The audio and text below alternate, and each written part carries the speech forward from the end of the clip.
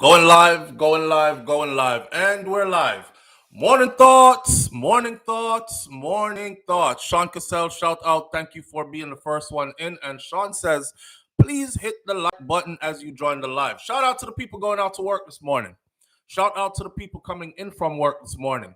Extra special big up shout out to the people who work multiple jobs. I have the utmost respect for you. Shout out to my entrepreneurs, my stay-at-home moms and pops, my retirees. Shout out to the drivers. Shout out to the Uber driver, Lyft driver, truck driver, taxi driver, food delivery drivers, round town and long distance truck drivers. Shout out to the crossing guards. Shout out to the school teachers. Shout out to law enforcement personnel. Shout out to medical field personnel. Shout out to the engineers. Shout out to let me see. Shout out to the AC techs. It's cooling down now, but we are going to need them later for the heat. Shout out to every single clean-hearted, good-hearted person who wants good for others as much as you want good for yourself. You're a good person. Shout out to you. Here we are on this beautiful Tuesday morning. I didn't get no sleep last night. I've been up all night. And today I work, and got caught up in some work. My intentions was to start at 7 o'clock this morning. And I thought it was 7 o'clock now. And I just looked down and saw 7:49 or 7:59. I was like, damn. So here we are at 8 o'clock. 8 a.m. on a Tuesday morning. Still up, feeling good and giving thanks and all these things. And the show must go on. So here we are. Shout out to Live Through Erica TV. Thank you for being here. Sarah Cariente. Thank you for being here. Crystal G is in the building. Nikita Jones is here as well. Miss Goldie Robinson, Kaz Robinson. Shout out to y'all. British Jamaican girl is in the building this morning. Dion Ricketts is here. Jacqueline Harris, thank you for being here. 5Field63, all the way from England. Thank you for being here this morning. Marcia Walters is in the building. Missy Bram there. Rasta Caribbean is here. Lisa Watkins is here. Senior Sexy is in the building. Prellis 123, Banches, Kaitai Jai Empress, King Biggs, Sharon Spence, Veronica Gale. Thank you for being here this morning. Dainty D is in the building with us this morning as well. Mr. Article Don, Sean Cassell, and Angel D. Thank you all for being here this morning. With that said, Black Eagle, big up yourself. Nikita Jones says, not getting any notifications, but I have been on the lookout. Thank you for being on the lookout because, you know, they've been doing us like that for quite some time now. A lot of people are saying they're not getting any notifications. You know, we're complaining to YouTube about that for over 2 years now, and nothing is happening. Our subscribers get removed and unsubscribed. People still asking, what did I do to you, SouFlo? Why you unsubscribe me from your channel? I can't unsubscribe nobody. I can block people, but I can't unsubscribe you. So, you know, people are running through their stuff with YouTube. That's how we get treated, but it's all right. We still give thanks, though, and we still keep on keeping on.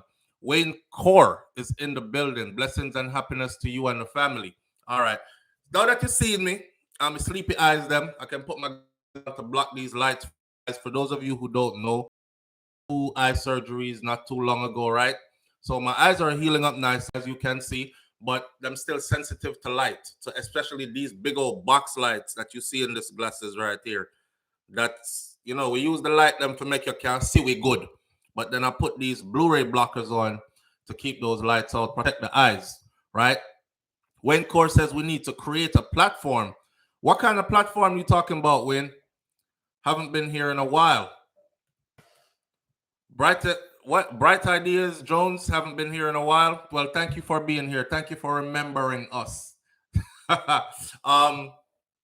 have a couple of things to talk about this morning. I want to see what Wayne Core idea is. We need to create a platform. That means 8 to 11, Dainty D says. No, Dainty D, I'm not giving you no 3 hours this morning. We have a lot going on. Matter of fact, let me give you a heads up. I won't be here for a couple of days out of the rest of the week. Probably Thursday. I won't be here Thursday. I'll be on the road Thursday and I'll be on the road Friday, running back and forth on these things. I'll tell you what it was about after I do it, right?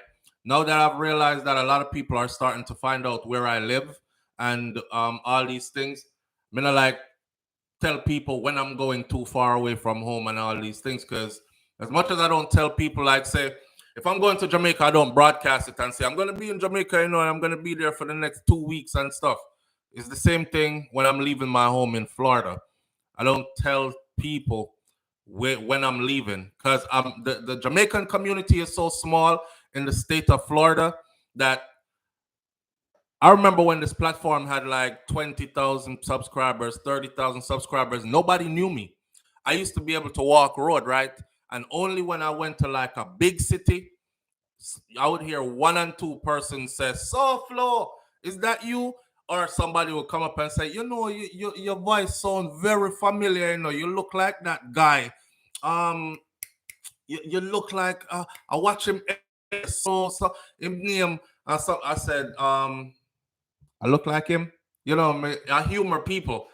That was the reactions before. Now, people pulling up on my driveway, walking SouFLo, people passing by and I reverse them car now, pop.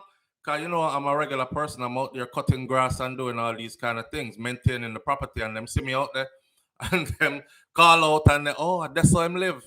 And the city is small, so people get to run into you and just going around the city doing your everyday life, dropping the kids to school, picking them up, people running to you. Some of them, their kids go to the same school my kids go to. So I'm there to go to a parent-teachers meeting or to pick up my kids. And SouFLo, what? You have picnic here too? Oh my God. And, so people start to get to know the vehicles you drive, the place you live. So you live 2 houses down from me, man, or you live right around the corner from me and these things. So I'm not about to start broadcast anymore. Or I'm going to be in Atlanta for the next 4 or 5 days, or I'm going to be in... No, I'm just busy. So when the show goes off, just stay tuned, right? A milestone was reached this morning.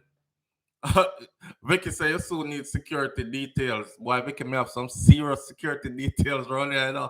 I pray to God, please don't.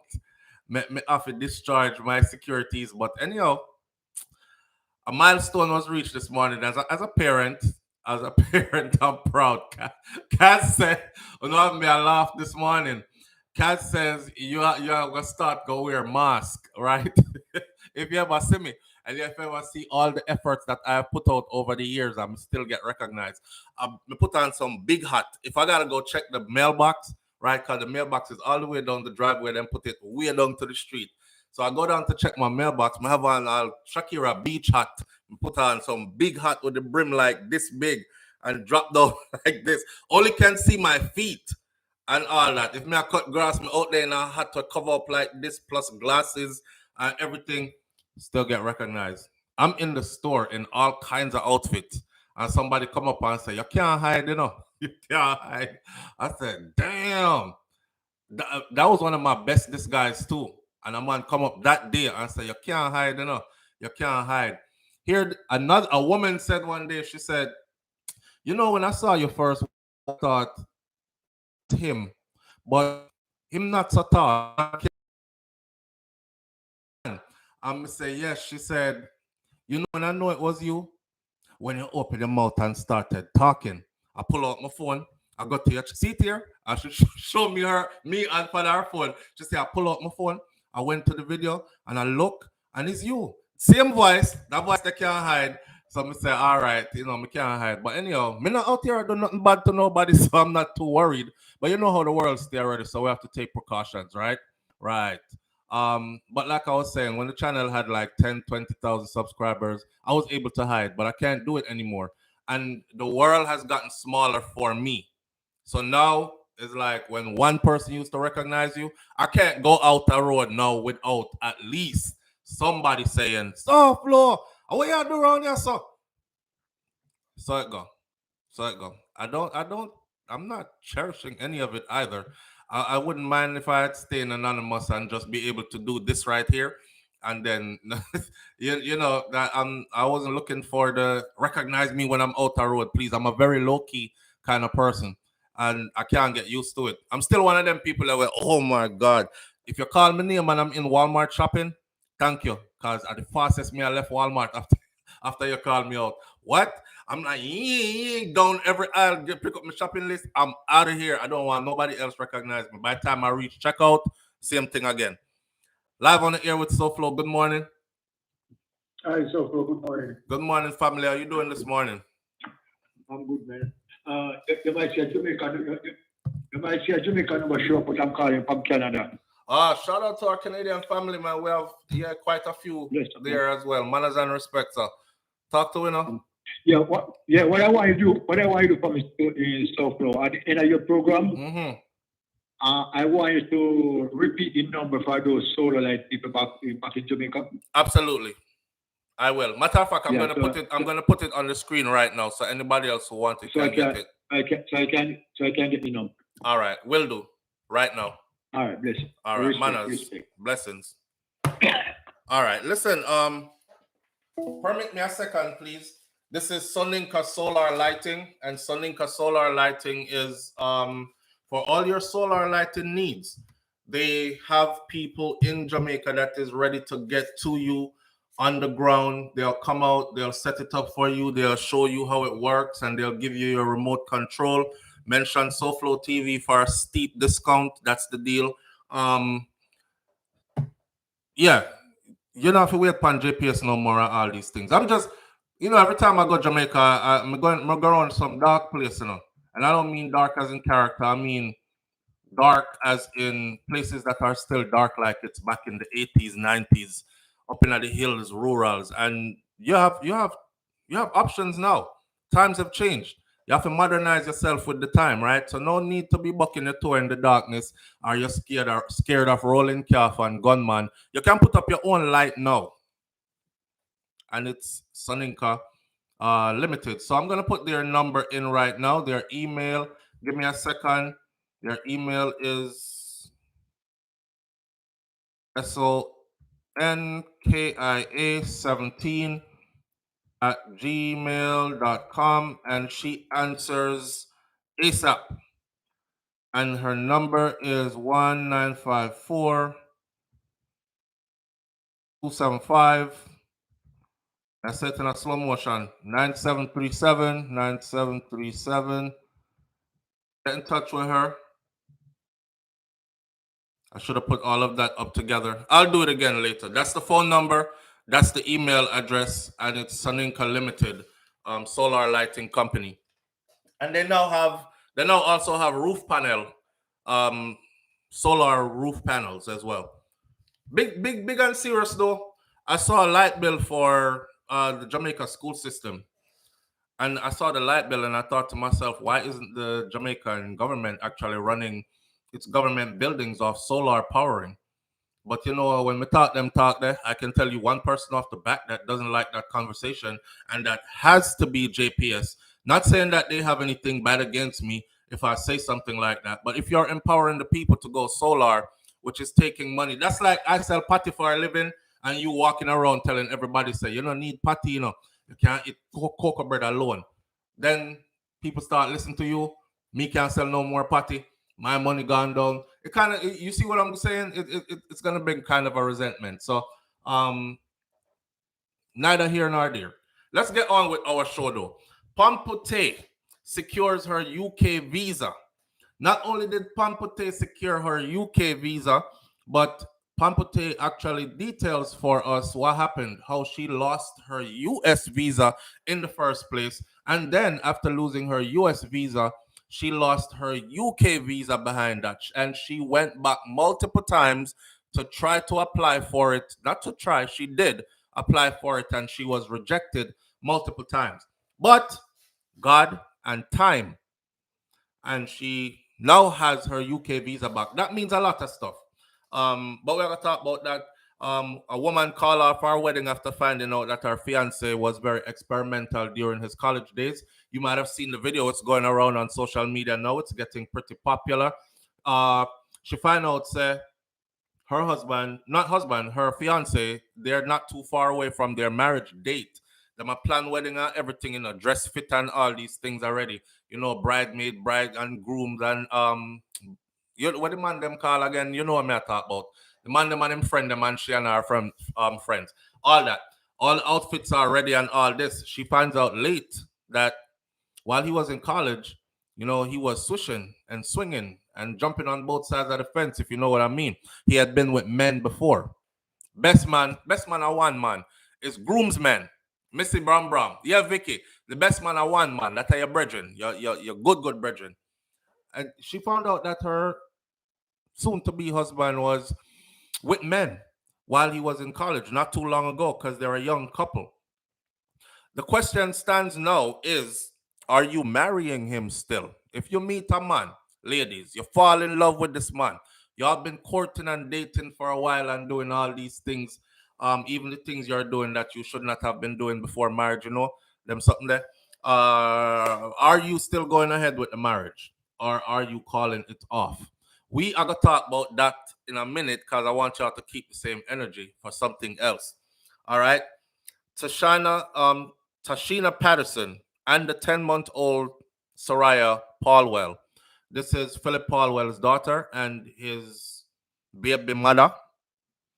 There's an article about their relatives. Their relatives spoke out and says that they're heartbroken. Remember how we said, man, how we're not even hearing anything from, like, she don't have a family? How come nobody is speaking up? The one cousin that started speaking up when she first went missing and gave a description of the vehicle, but she couldn't see inside. That cousin spoke once, and then that cousin went silent. And then I'm wondering if there were any other family members. She have a mother, she have a father, she have any brother or sister? Because you see, look at Donnelly Donaldson's case. You see how Donnelly Donaldson's auntie and uncle and mother and her whole family was out in the streets, right? So I was wondering where this young lady's family is and why they're not saying anything. Well, they have something to say, and we're going to hear what they had to say as well. Not only that, we're going to do an update because 2 bodies were found in a certain location, and we'll get to the rest of that. No charges has been laid so far against the person who is Philip Paulwell's other baby mother, which she could hold a common law. But if she live a foreign and him live a Jamaica, how you common law? Common law, you have to live together. But anyhow, again, neither here nor there. The technicalities. And then we're going to talk about Tahsa K's bankruptcy. You might not know who Tahsa K is, but a lot of people do know who she is. Tahsa K is very popular on YouTube.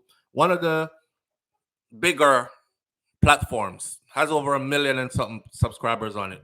Tahsa K was the one who got caught up with Cardi B in the back and forth. She said some stuff about Cardi. Cardi said some stuff back, cease and desist, stop talking about me. She kept going. Who's a genius, Vicky? Tell me who's a genius. May I wait for Vicky answer before I go forward? Who is a genius? Oh, all right. Wait till you hear this update because something just happened. So we're going to talk about that. Tahsa K. All right. Shout out to Tahsa K. I'm learning from people who have done it, who are doing it, I would say, bigger than I am. So you follow winners in order to win, right? And that's what I'm doing. Not necessarily following everything she did. I'm also following what not to do. Learn from others' mistakes. An 18-year-old young man yesterday finds himself in prison, in jail, arrested and charged with murder. Here's what happened. A big grown man who dresses like a woman, well, shouldn't say a big grown man, because then we say you're disrespectful these days. A trans person was passable enough to trick this 18-year-old high school student. But when you're 18, you're an adult in the US, right? Or anywhere else, probably. So an 18-year-old was tricked by this grown person who is a trans person, very possible, and took the 18-year-old to their house, and this thing happened and that thing happened, and the 18-year-old left and came back and killed the person and come back and shoot. We're gonna talk about that as well. And then the police at the crime scene where the 2 bodies were found and what they have to say so far about no charges being filed and all these other things as an update to the Philip Paulwell baby mother and child went missing kind of thing. All right. Now all Cardi B get no money. All know Cardi B get no money. Let me sip my tea there. Let me sip tea this morning. Hold on.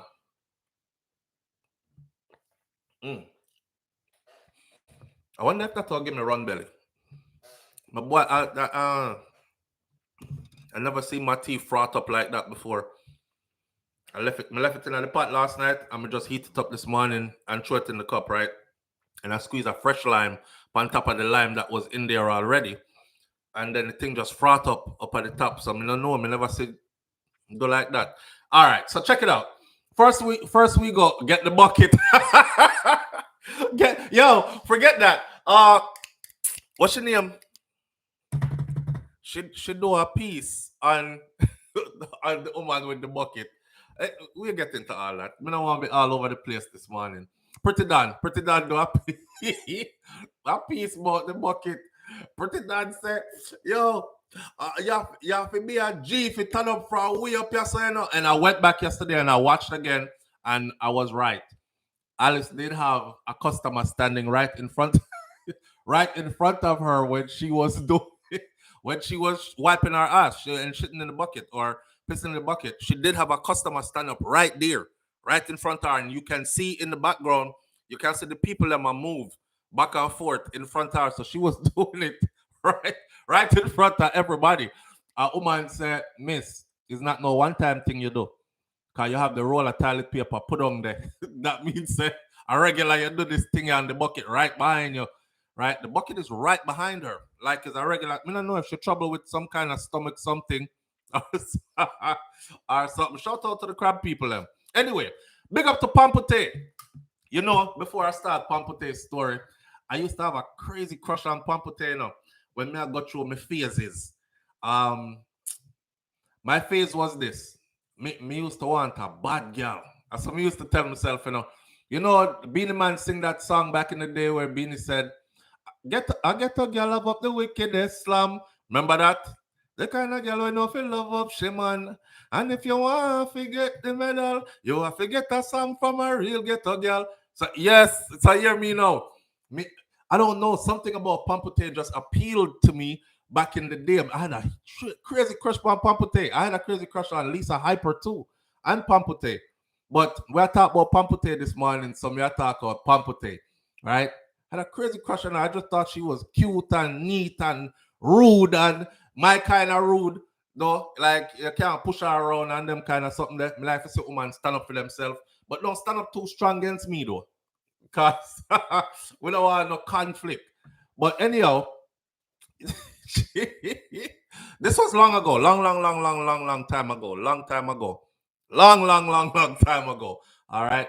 I'm very good where I'm at right now. This was long time ago, and I've been where I'm at right now with who I'm with right now for quite some time now. Right, 2 years shy of a decade now. So a long time ago. This was. I try to keep one peaceful because I don't know a thing already. Dancehall artist Avina Pamputtae Henry is giving all praises to God for the reinstatement of her United Kingdom or UK visa after 11 years. 11 years. Banches, you know I got to put the disclaimer out there.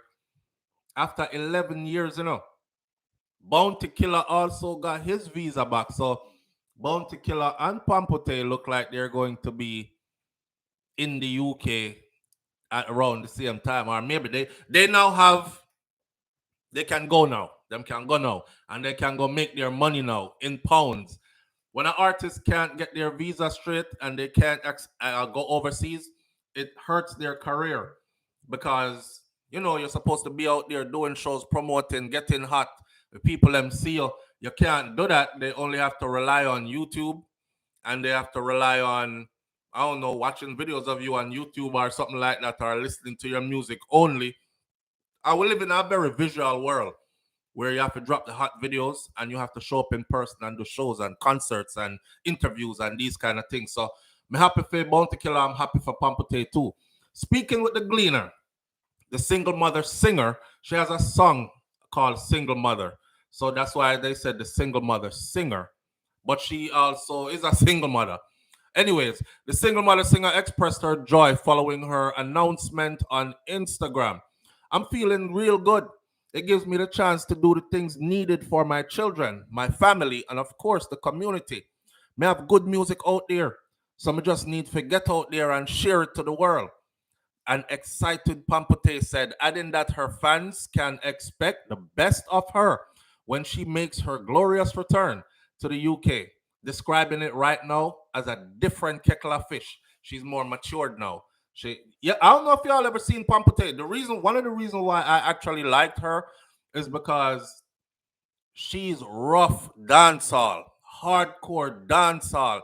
Some people do music that's borderline dancehall, could cross over into some other genre.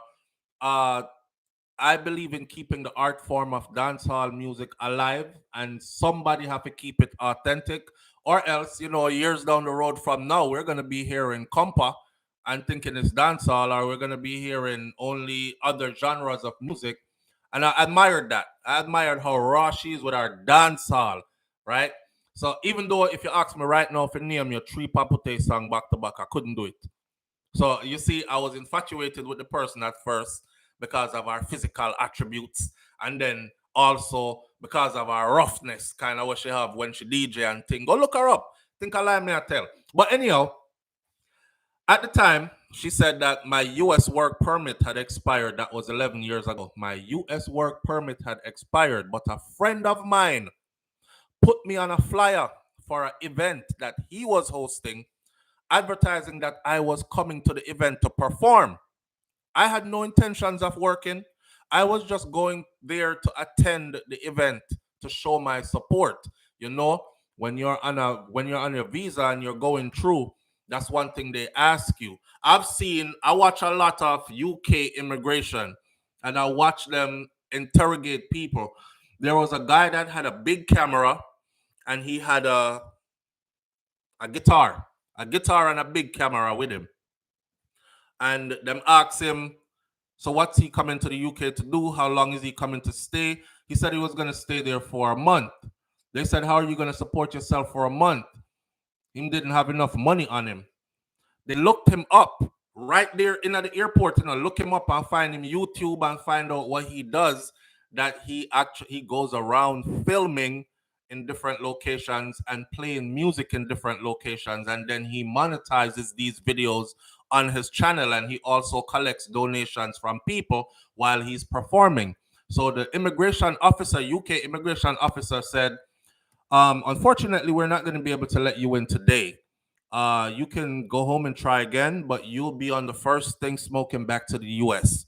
And at them kind of video, they scare me to this day too. I haven't been back to the airport yet, trying to get to the UK, because I had my own situation before, which I've told y'all about, right? So Pamputtae running on one of them there, it seems. She wasn't going to perform, she said. She said our friend did a keep a dance and put her on the flyer. She wasn't going to perform. It wasn't a paid performance. See, they want to know, are you going to come into the country and get a job and work money and leave and don't pay us no taxes and all that? Well, if you're trying to do it and we see any signs of it, we're not letting you in. So, and based on that, they saw her on the flyer. They thought she was lying. So them cut her visa. Pamputtae explained that the visa was revoked while at the airport trying to enter the US, and she was sent home. I don't know if you said that embarrassing, but that is embarrassing and inconvenient. Imagine you tell everybody, yeah, man, I fly out tomorrow, man, and you get ready and dress up and thing. You draw your best little briefcase and suitcase and you bop it through airport, and you reach up there and you hear burp. No, you know. What do you mean, me no? Well, we're not. Unfortunately, you won't be able to. Matter of fact, your whole visa is cancelled. Damn. Damn. She says, I don't like me do nothing bad, I just simple mistake. That's why me have to learn from it. Right. So, life happens like that, and you learn, you take your lemons and you make lemonade. I was wondering over the years why she wasn't flying out. I know she went to Canada not too long ago, and then it was a big row because she ended up all her perform at the LGBTQ parade in Canada, and people were saying she shouldn't do it, while a lot of other people were saying, you're an artist, go get your money. It doesn't matter who you're singing for. I see them song them you sing. Go sing a song and get your money, right? And these things. So Pamputtae further explained that a travel agent was working with who she was working with, put the incorrect that now our US visa got taken away, just now. And then she explained that her UK visa a travel agent she was working with had put the incorrect information on the UK visa application, for which led to the document being denied. She said, with England now, they ask you specifically if you ever have anything canceled before. Mind you, our US visa just get canceled, right? And I said, yes, my US visa get canceled. But she, the travel agent on the application, put no. So that caused a problem. This is a lesson for all of you who traveling too, right? Don't go up there go lie. Don't go up there go lie. I'm telling you right now what they do also. They will randomly ask you to unlock your phone. They will randomly ask you to unlock your phone. I saw a guy that was going to meet a girl, a woman that was going to meet a man. And when they opened up our suitcase, the lady said, this is a big suitcase for somebody that's just coming for 1 week. This is a whole lot of stuff. This is enough stuff to last you for like months. The person said, well, you know, I'm a girl and I change clothes regular. I'm just a fashion person. I'm into fashion, right? The agent go back and say, you know, I think she's lying. I actually think because she's coming here to see a guy. And I actually think that she's planning on running off and living with this guy. How she prove it? She goes back out there and she says, do you have your phone on you? The lady says, yes, right here. And she laughed and said, everybody has their phone on them, right? Could you unlock your phone, please? She freeze. She was like, unlock my phone? What did I do? She was like, you're trying to get in, right? Okay, unlock your phone. I'm just trying to verify something. And make her unlock our phone. You see, when she unlock our phone, guess what? The person that she listed as the person that's coming to pick her up. May I tell you how them work, you know? The person she listed as the person that's coming to pick her up, the agent at the airport caught that name and went right in our phone and went right to their exchange of messages. And there was the whole conversation. When you come this time, you don't have to go back and I'll take care of you and all this, but I'm scared because I might not be able to work and all this. She was like, see, so you are coming to stay, right? Be honest with me. Are you coming to stay? You made plans with the person who's coming to pick you up to live together with this person, and they're telling you that you don't have to go back and, right? Had that conversation. Okay, now it explains why you brought so much stuff. I'm sorry, but you will not be going any further today. This is where your flight ends. You'll be turned around and you'll be heading home on the first day smoking. That just like that. So you have to wise up on yourself nowadays. I'm giving you all hints. All right. Now, she said with England, they asked you specifically if you have anything canceled before. Our US visa just get canceled. She said yes, my US visa. The travel agent handling her paperwork put no, big problem. That's how England roll, right? This resulted in a ban, and she was denied multiple times after when she tried to reapply. Now, while the loss of that visa restricted her, she says that she never gave up hope that it would be returned, and she's encouraging other artists to do the same because there are other artists out there who have lost their visa. That's why you don't see them traveling so much anymore. She said, I just God and time. That's all I can tell them. Put in the work, don't give up. It rough, me I tell you, because you can't earn certain and certain way, but I just God and time. Pamputtae is most recently is the most recent dancehall artist to receive her UK visa. Dancehall veteran Rodney Price, aka Bounty Killer, the general, more commonly known as five-star general, poor people governor, Bounty Killer, had his reinstated recently after several years. And now that Bounty Killer's visa is reinstated for the UK, I'm hoping that the US follows suit because that's how it usually works. When the US take it away, it seems like England end up taking it away too. And then when the US gives it back, England gives it back, or vice versa. So I hope it work out like that for them as well. So big up to Pamputtae and shout out to the people in the UK that watch us and their dancehall heads like us. I would encourage you to go see her in person.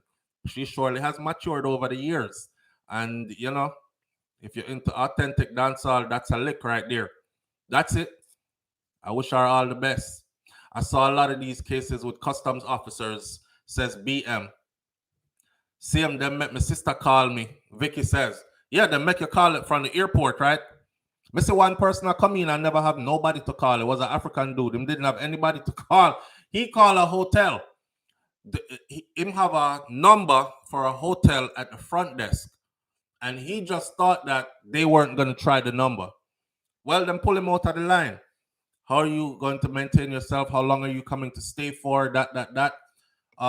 Who's coming to pick you up? You got to have a point of contact. They're not going to just let you come to the airport and stand up there and nobody will come get you, right? Who's coming to pick you up? The man, nervous and give a number. The number he gave was a number to a popular hotel front desk. And, and the lady come back and told him, she said, is the person that's coming to pick you up, do they work at this establishment? Because this is a hotel. And hear him now a lie more. He's like, well, yes, they work there, and this is where I'm going to be staying for some of the time I'm here. And so, needless to say, he didn't get in either. He didn't get in either. And that's the reason why I'm afraid to jump on the airport thing and head over to the UK. Nothing else is stopping me other than going out. Because you see, the UK, you don't get rejected here. The US is going to let you through, and you take that long flight. And then you stand up there in the UK and they tell you you're going to be on the first thing smoking. Back to, there was a couple that was going through. The girl is British, the guy's American.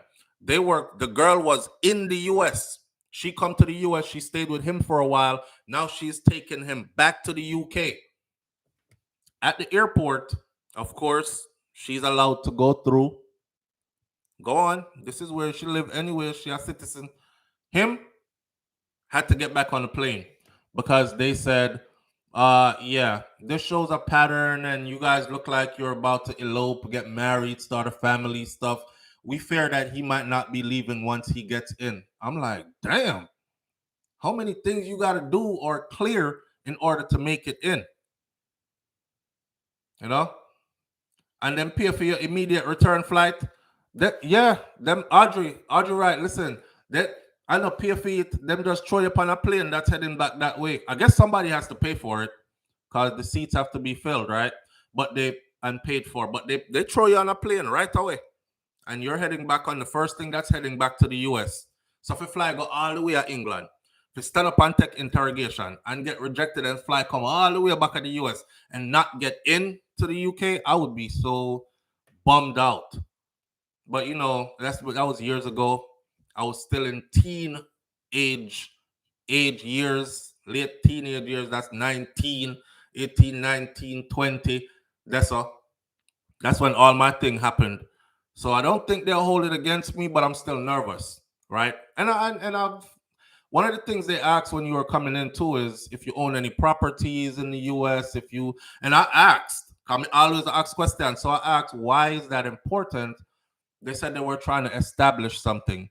Like people that own properties and businesses and anything like that, they're less likely because nobody is gonna run off and left them house and them car and them family and them. How established are you?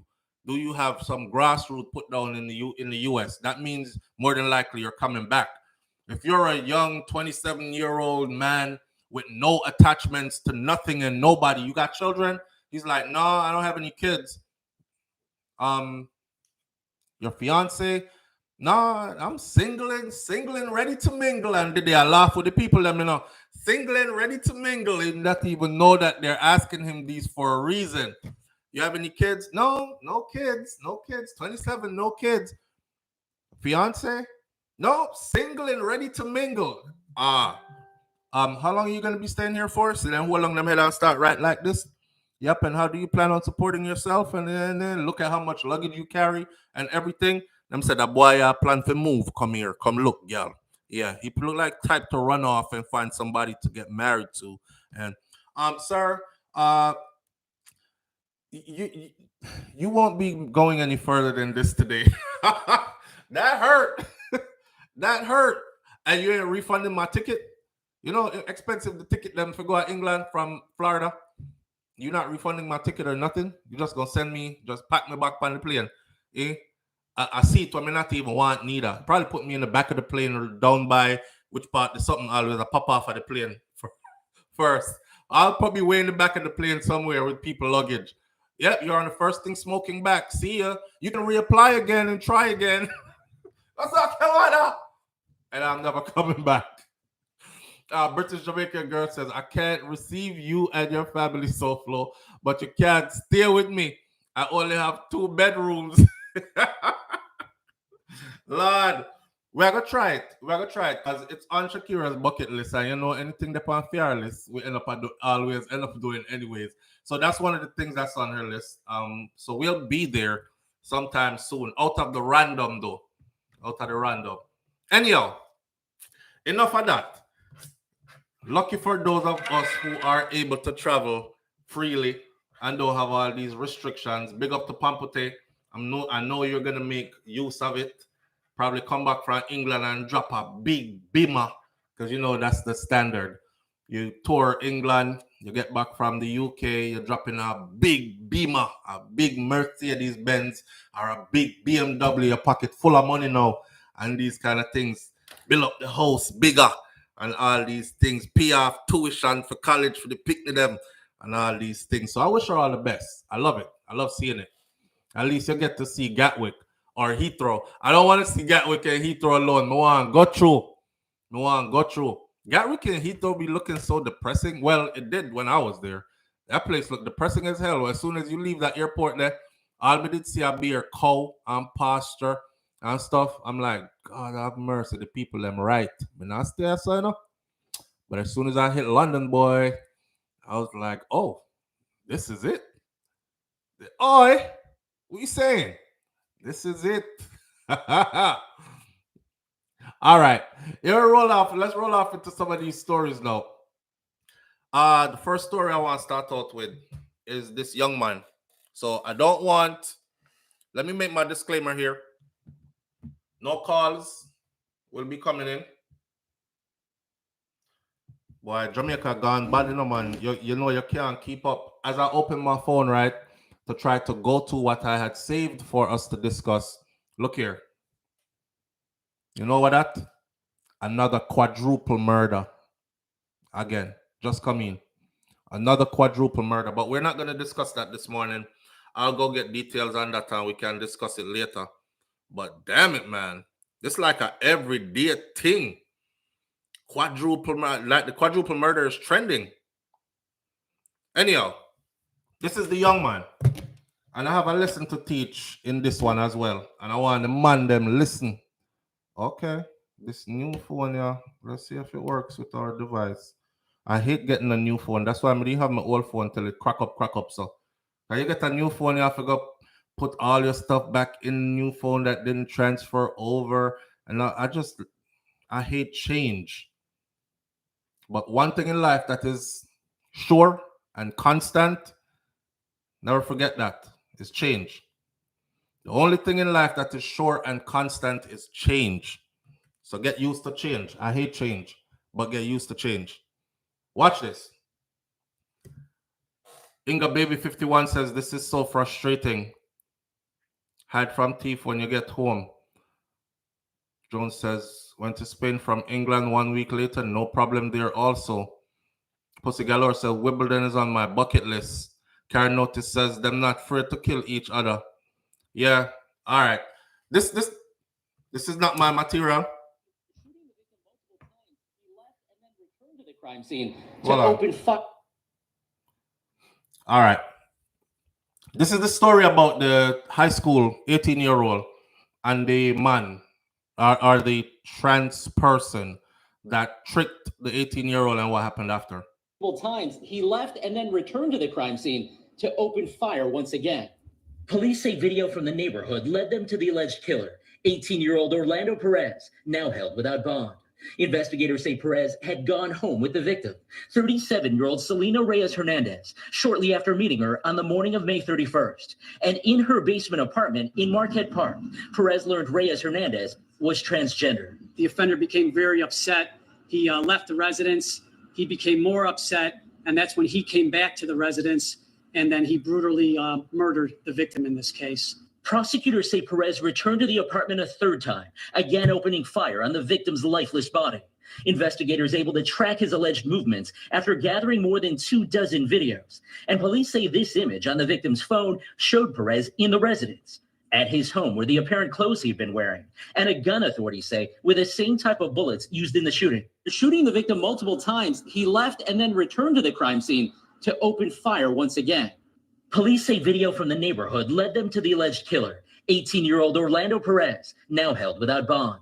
Investigators say Perez had gone home with the victim, 37-year-old Selena Reyes Hernandez, shortly after meeting her on the morning of May 31st. And in her basement apartment in Marquette Park, Perez learned Reyes Hernandez was transgender. The offender became...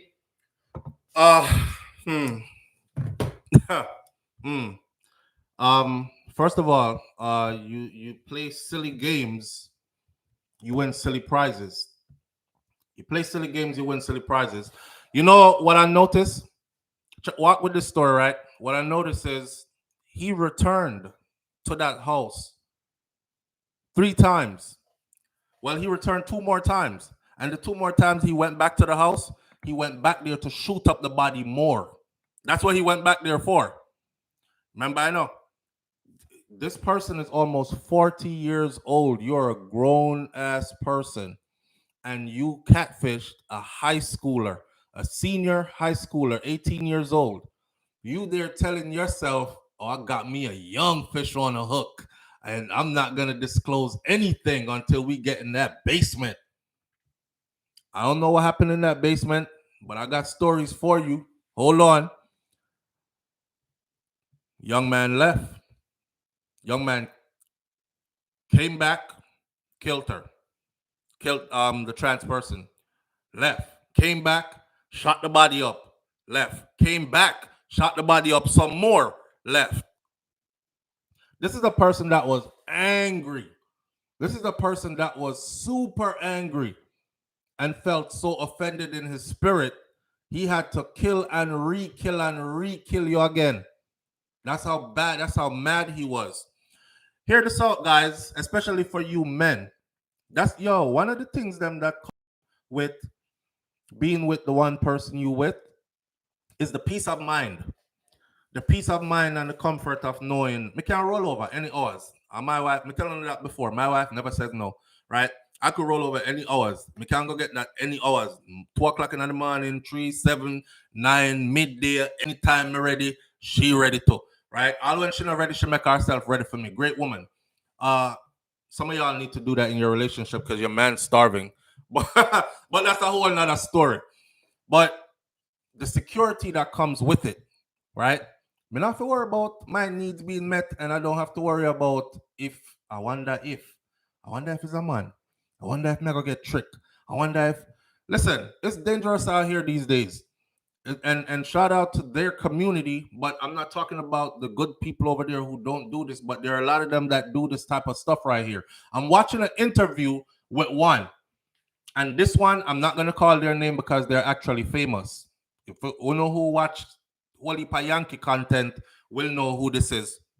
Was big on the hip-hop scene back in the day. Matter of fact, ended a very famous rapper's career simply by telling stories that they had been intimate and all these things. Anyhow, that person, for some reason, me end up I watched them content the other day because they were explaining how they had tricked many straight men. So the interviewer said, men, wanna listen. The interviewer said, you still got your stuff, right? And she's like, yep, all 9 inches of it. And the interviewer is a guy. The interviewer like, well, damn. So, I mean, like, what's your type? What do you go for and whatever? I usually go for straight men because, they be claiming they straight until, it all goes down or whatever. And it's kind of like an adrenaline rush and a boost of confidence for me to know that I turned a straight man that way or had that interaction with a straight man. Listen. Audrey writes exaggerated on the 9 inches for sure. But listen up. Everybody have 9 and more, not true. Anyhow, the interviewer said, but how do you Get these guys. I mean, after they know, then they're not straight anymore. He's like, well, they never know. Oh my God. They never know.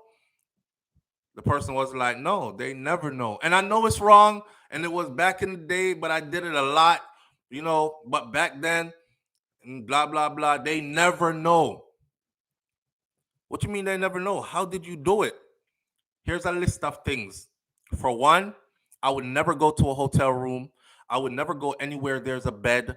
I would never go anywhere I got to take off all my clothes. This is the person detailing, how them do it.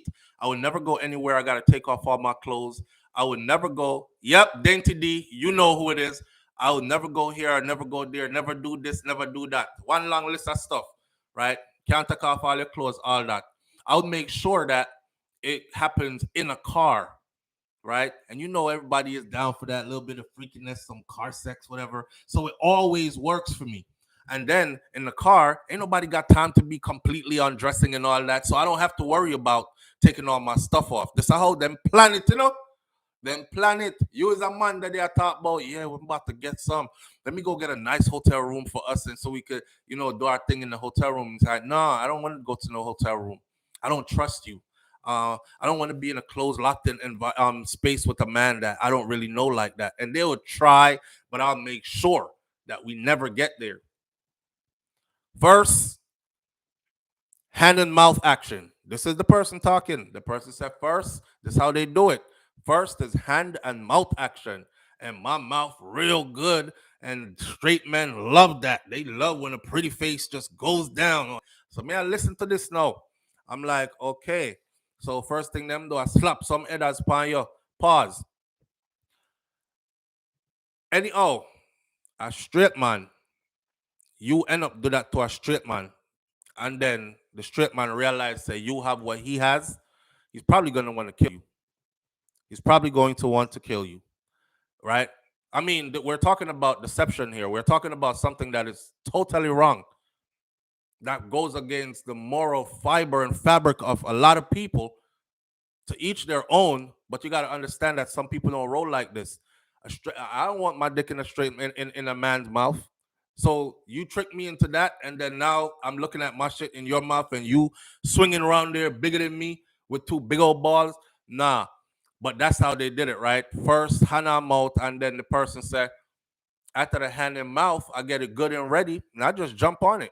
I just ease my clothes down a little bit, and I just jump on it, and they don't care.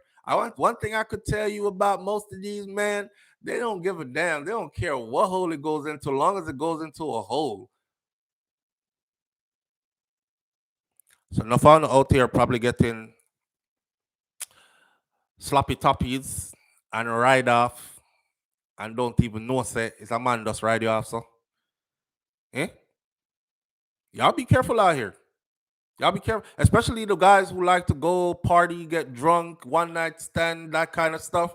This person is able to detail many instances of many times that they did it, and the same way they had it planned to do, they made it work that way, and they were able to deceive so many people. Just like that. So I think about this 18-year-old youth now. You 18, you green. When you're 18, you think nobody could tell you nothing because you know the world. You green. Breast milk still up on your mouth, that's all. Similac and stuff, and you're wet behind the ears and all these things. This person was almost 40. You're 18. You got tricked. And that's where the anger comes from. I got tricked. I'm sure this 18-year-old thought, oh, I bagged me a grown woman. I'm about to go put it down. And I could brag to my 18-year-old friends. Yo, I got me a woman that's almost 40 years old. Yo, I beat it down and this, that, and the other. And she did some things to me, taught me some new stuff. You 18. Ready to go. And end up find out. So I'm saying to the fellas, them, right? Call me. Sometimes I tell myself, nah, you wanted to get tricked. You wanted to get tricked. First of all, I'm so forward. Because once we reach certain levels as grown people, all bets are off now. We here now. My shit out my pants. You're looking at it. We here now. So guess what? Everything will come off. I don't care if we in a car or not. And my hands going everywhere, right? if you know what I mean. I'm not trying to be too graphic. My hands going everywhere. Me, I check and inspect everything, right? Before anything. Me have to warm up before anything. So I'm finding out one way or another. You can imagine you as a man, hmm? And you decide, say, and this person that and go yamming you like food, and you reach up so and start feel body, whoa, body big, nice and round, bam, bam, doing a thing. You in heaven here, boy, on earth. You like, and you go around there, so. And you say, where the blood fire this? That pipe your lung. How where the blood? Too big sitting full up your hand. No, sir. Mm-mm. So, fellas, y'all gotta be checking. Y'all gotta be checking. Y'all be doing blind stuff and don't even care what you. Y'all be doing blind stuff and don't even care. Whoa, no, I don't. I know one of them from this era when me there, right? That's all. Me don't call no name because certain people still link up on a regular basis. Like I see them all the time, right? But this person was with this other person. Jesus Christ, we can't talk about the people in business properly. This person was with this other person and this other person, and them have a child together and all these things. So the female said, in him always a duck off and hide from her and stuff. So one day she show up at the house and beat down the door. No, I know you in there. Bop, bop, bop, bop, bop. So him come to the door high and drunk. And when the door open, she said, I ain't kidding you, man. All I smell in there was batty. And it was him and his homeboy alone in there.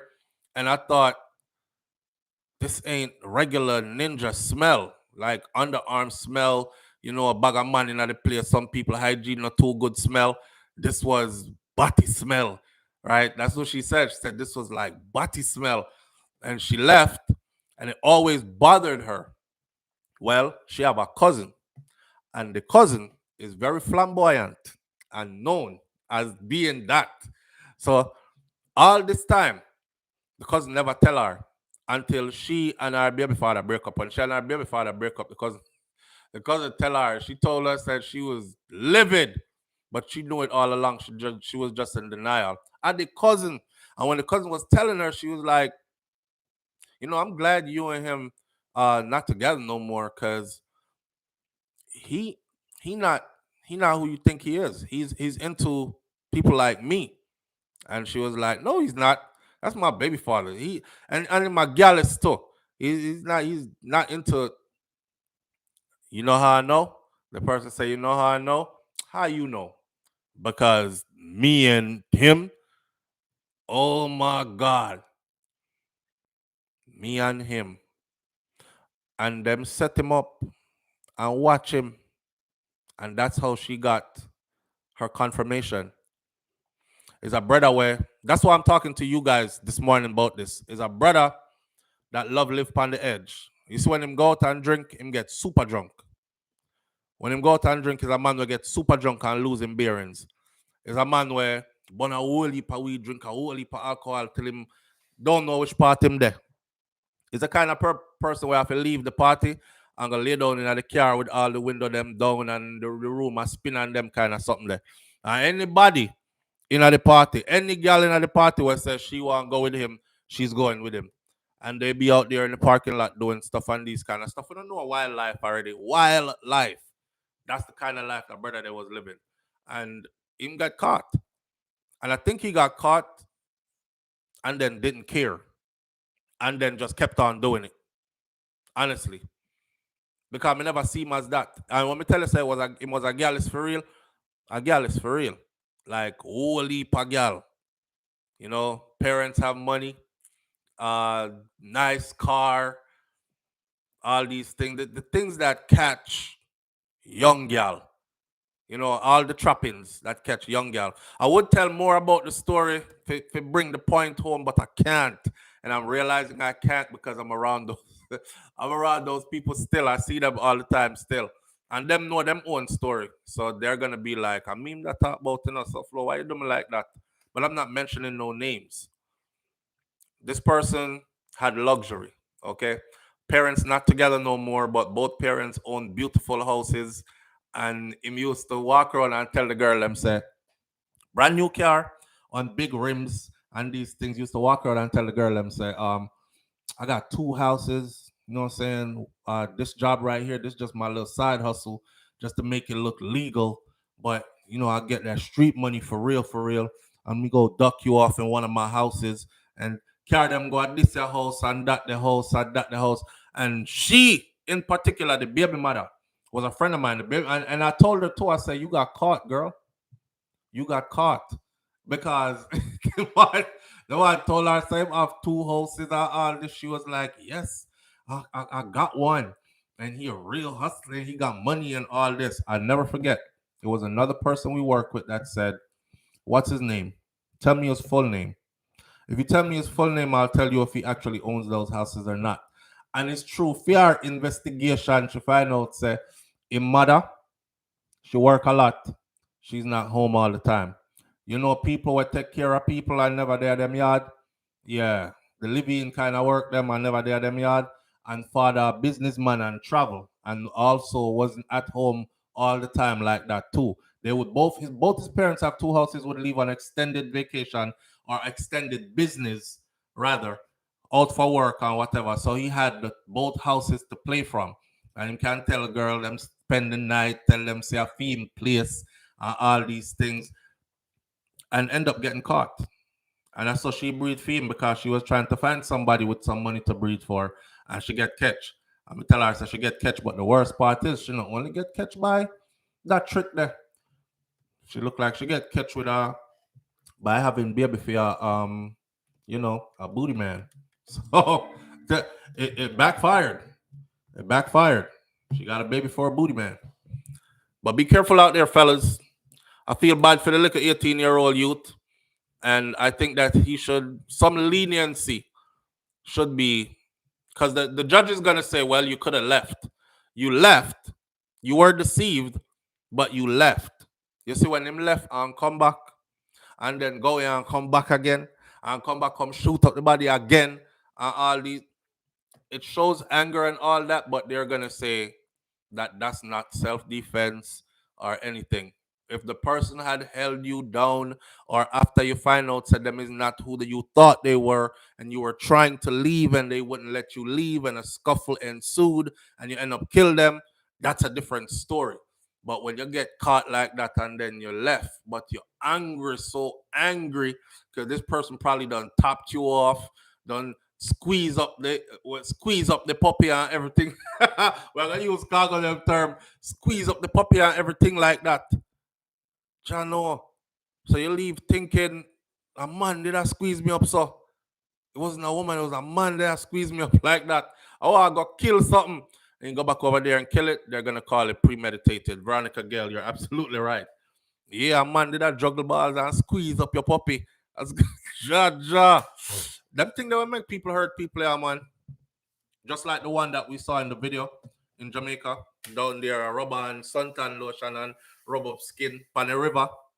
And the Jamaican boy over there talk about, hey, you need some help. I can help you, I can show you how to do it properly. You're not doing it right. Yeah, that is how. And you hear the person say, if only he knew that I'm actually a trans. That person was very possible.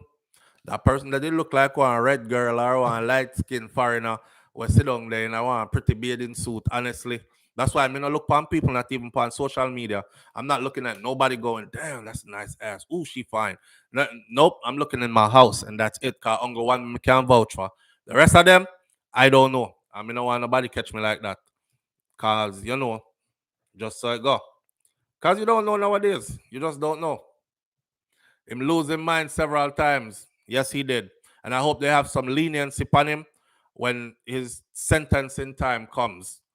I'm not saying they should let him walk, because I don't think they're going to allow him to walk just so.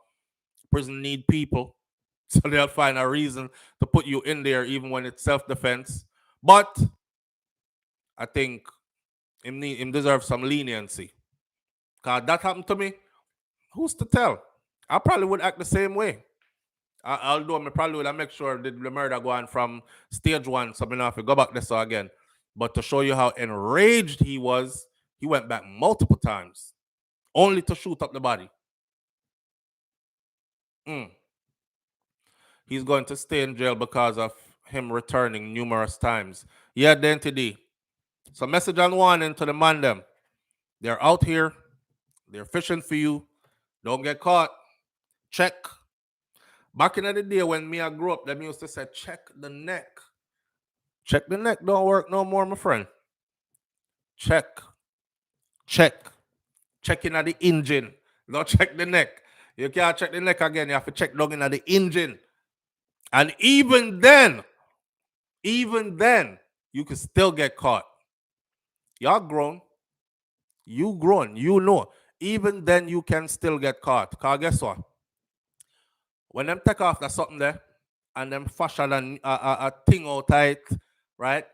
When them take off the teely and them fashion a tuntun out of the teely, you go check, and you feel whole. You're going to tell yourself that, yeah, it's a woman. But it might not be. So I guess the message of the morning is stop with the frivolous sex, stop with the one night stand and the jump off, because you never know. And then if this person fully has transitioned, you're not going to be able to tell just like that.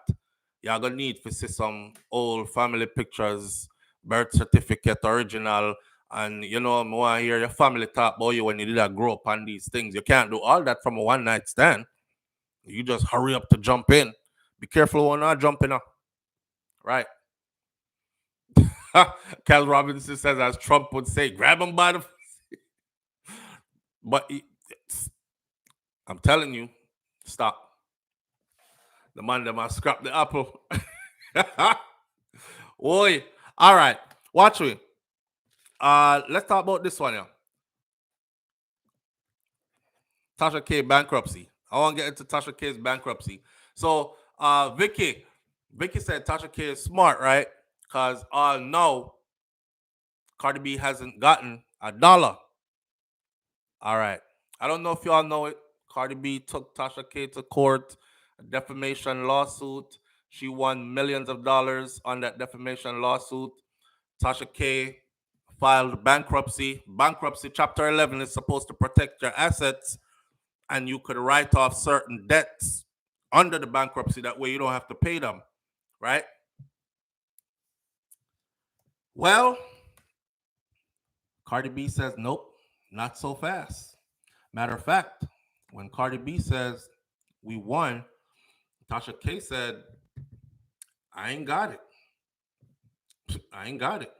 Cardi B says, I ain't got it in my ass. Bitch better have my money.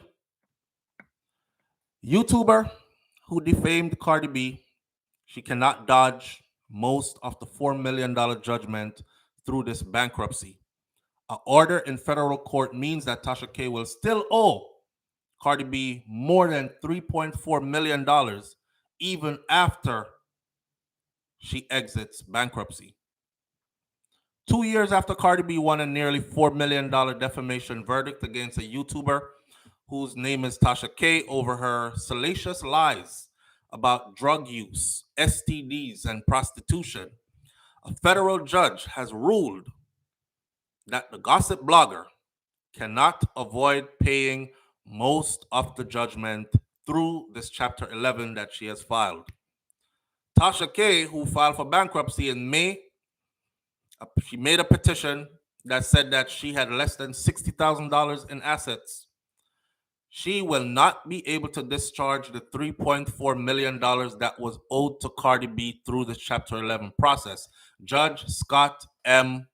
Grossman ruled on Thursday, October 5th, meaning she'll continue to be on the hook even after she exits bankruptcy. Bankruptcy allows individuals to escape certain debts, right? But it doesn't shield them from paying money that they owe because of willfulness and malicious injury. That was the fine print. I'm learning more and more about law and the law and having the importance of having a good lawyer team or a good lawyer. You see the fine print in those bankruptcy, the fine print says you cannot discharge that debt if it was a judgment based on your willingness and your maliciousness. So all Cardi B's attorneys had to do was go to court and prove to the judge that this was willingly done, and it was maliciously done. That was easy to do. Because remember, she said she sent the cease and desist before. Remember, she said she begged her before. Stop. Keep my name out your mouth. Could you stop talking about my family? This is ruining my reputation. This is causing extra strain on my marriage. I'm pregnant. This is stressing me out. Send multiple stops, right? And you didn't stop. Once they can prove that they sent multiple stops, asked you multiple times to please stop, and you didn't stop, that proves your willingness and your maliciousness. And then the stories that were being told had no context behind them, like no proof.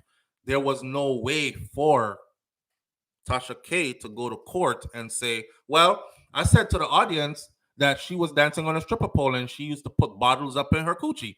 But here's a video, Your Honor. This is her in the strip club. Look, she was dancing on the stripping pole and she had bottles in her coochie. If you can't go in there and prove that, that's maliciousness. Look at the depth of which you took that piece of information, right? Made it so salacious, twisted that story so bad. You come up with like the worst thing to talk about somebody. Nah, I'm not only going to say she was dancing on a stripper pole. I'm going to say she used to put bottles up in her woohoo and all these kind of things. That's maliciousness. So once they were able to go back to court, prove that, the judge decided that that stands. After Cardi B's attorneys made those arguments, Tahsa K lawyers didn't really fight back, essentially agreeing that the 3.4 million of the 3.9 million wasn't going to be erased by the bankruptcy, right? And on Friday, Judge Grossman made it official. The award of damages and interest thereon pursuant are accepted from discharge. The ruling left out $500,000. The ruling left out $500,000 of Cardi B's judgment, and that $500,000, that money is technically owed solely by Tahsa K's company, and her company is Kebe Studios LLC. Now, whether or not Tahsa K herself is required to pay that money back or her company has to pay the money back, that's yet to be seen and decided by the courts. We'll check on that and see, but she'll be paid back 3.4 of that 3.9 mil. Tasha's bankruptcy attorney did not immediately return any requests for any kind of feedback. I covered story like these on the other channel on SouFLoTV. Before this judgment happened, I knew this was going to happen because I saw the fine print. And not only that, the way how Cardi B is not playing, this is a lesson. Tupac Shakur says, don't go to war unless you got your money right. If you ain't got your money right, leave war alone. So when you trying to war with people that have long money and a lot of other people back them with money, you in for a fight and you're probably not going to win. Cardi B not only makes herself money, she makes other people money as well. Every producer, every writer for all her songs, as far as I've heard, she never wrote any of her songs. That might not be true, but she sing a lot of songs that are not written by her, which means producers are getting paid, writers are getting paid. You know, a whole team moves around you. Dancers for your live performances, your makeup artist, you're this person, you're that person. All these people make money off of this one person. So that she's like a walking conglomerate. She's a whole business that a lot of people are invested in, right? You should have known the fight was going to be stiff. Now, what she did, what her attorneys did was, when Tahsa K filed to have this discharged, she actually set up a payment plan. or she wanted to set up a payment plan, and she said she was going to pay her back like something like $150 a month or something like that, $200 a month. And I laughed when I saw it because I said to myself, how long would you have to pay somebody back at this rate to pay off 3 point something million dollars? It's not going to happen. It was insulting. But Cardi B says, nah, hear what? They subpoenaed YouTube for YouTube to turn over all her earnings. Not only that, she went for her Cash App, PayPal, all these other avenues where people can actually pay you. She went for text messages because they wanted to see where the conversation took place, where somebody's going to contact you by email and they're going to say, yo, SouFLo, I have a song will come out, I want you to promo the song for me. Or I have a business that I need you to highlight for me, drop some promos for it for me. How much you going to charge me, right? And then I'm going to give a price. I said, I'm going to charge you this much, and this is what you get for it. Her attorneys weren't playing. They wanted all that because they wanted to see who else was paying her money. Cash App, not really traceable. PayPal, not really traceable. So they went for everything. And then they started collecting all her YouTube money. Every time the money came in, they contacted YouTube. Hey, send that check. And YouTube was sending the checks to them. And that's when she went and filed for bankruptcy, when YouTube started sending her YouTube checks to Cardi B. And then she was like, oh, you trying to write this off? Okay, let's go for everything. We want to see everything. Who you talking to? What kind of deals y'all making behind the scenes? Is there any extra money coming in from anywhere? You tell the people that you only have $60,000 worth of stuff. And that includes a vehicle, which is like $40,000, $50,000 for that vehicle, which still has not been paid off. You have a debt for $3,000 to this bank, $5,000 to that bank. She just summed up all her everything. And then the judge made this decision, like, you're going to pay that money back. Now, following a trial in January, the jurors sided decisively with Cardi B, holding Tahsa K liable for defamation, invasion of privacy, and intentional infliction of emotional distress. I think the person that was trying to sue me, I think they watched this case and they thought they had a case as well, right?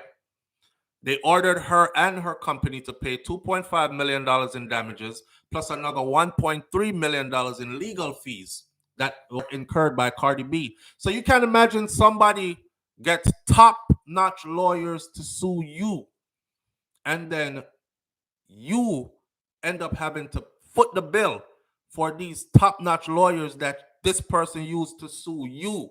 But you yourself went there with lawyers that were like not top-notch. You see that? So it really didn't work out good for her. Tahsa K had appealed it. But after that, the federal courts, they rejected that request for her appeal. Cardi B has reportedly vowed to recover every red cent of her money, and she's not stopping, and she is getting it regardless of how she got to get it. If she got to take away every single thing. She said, I'm going to make sure your kids don't go to college. Whew. Now, shortly after she won the jury verdict, she tweeted, I'm going to come for everything, along with the acronym BBHMM. Bitch, better have my money.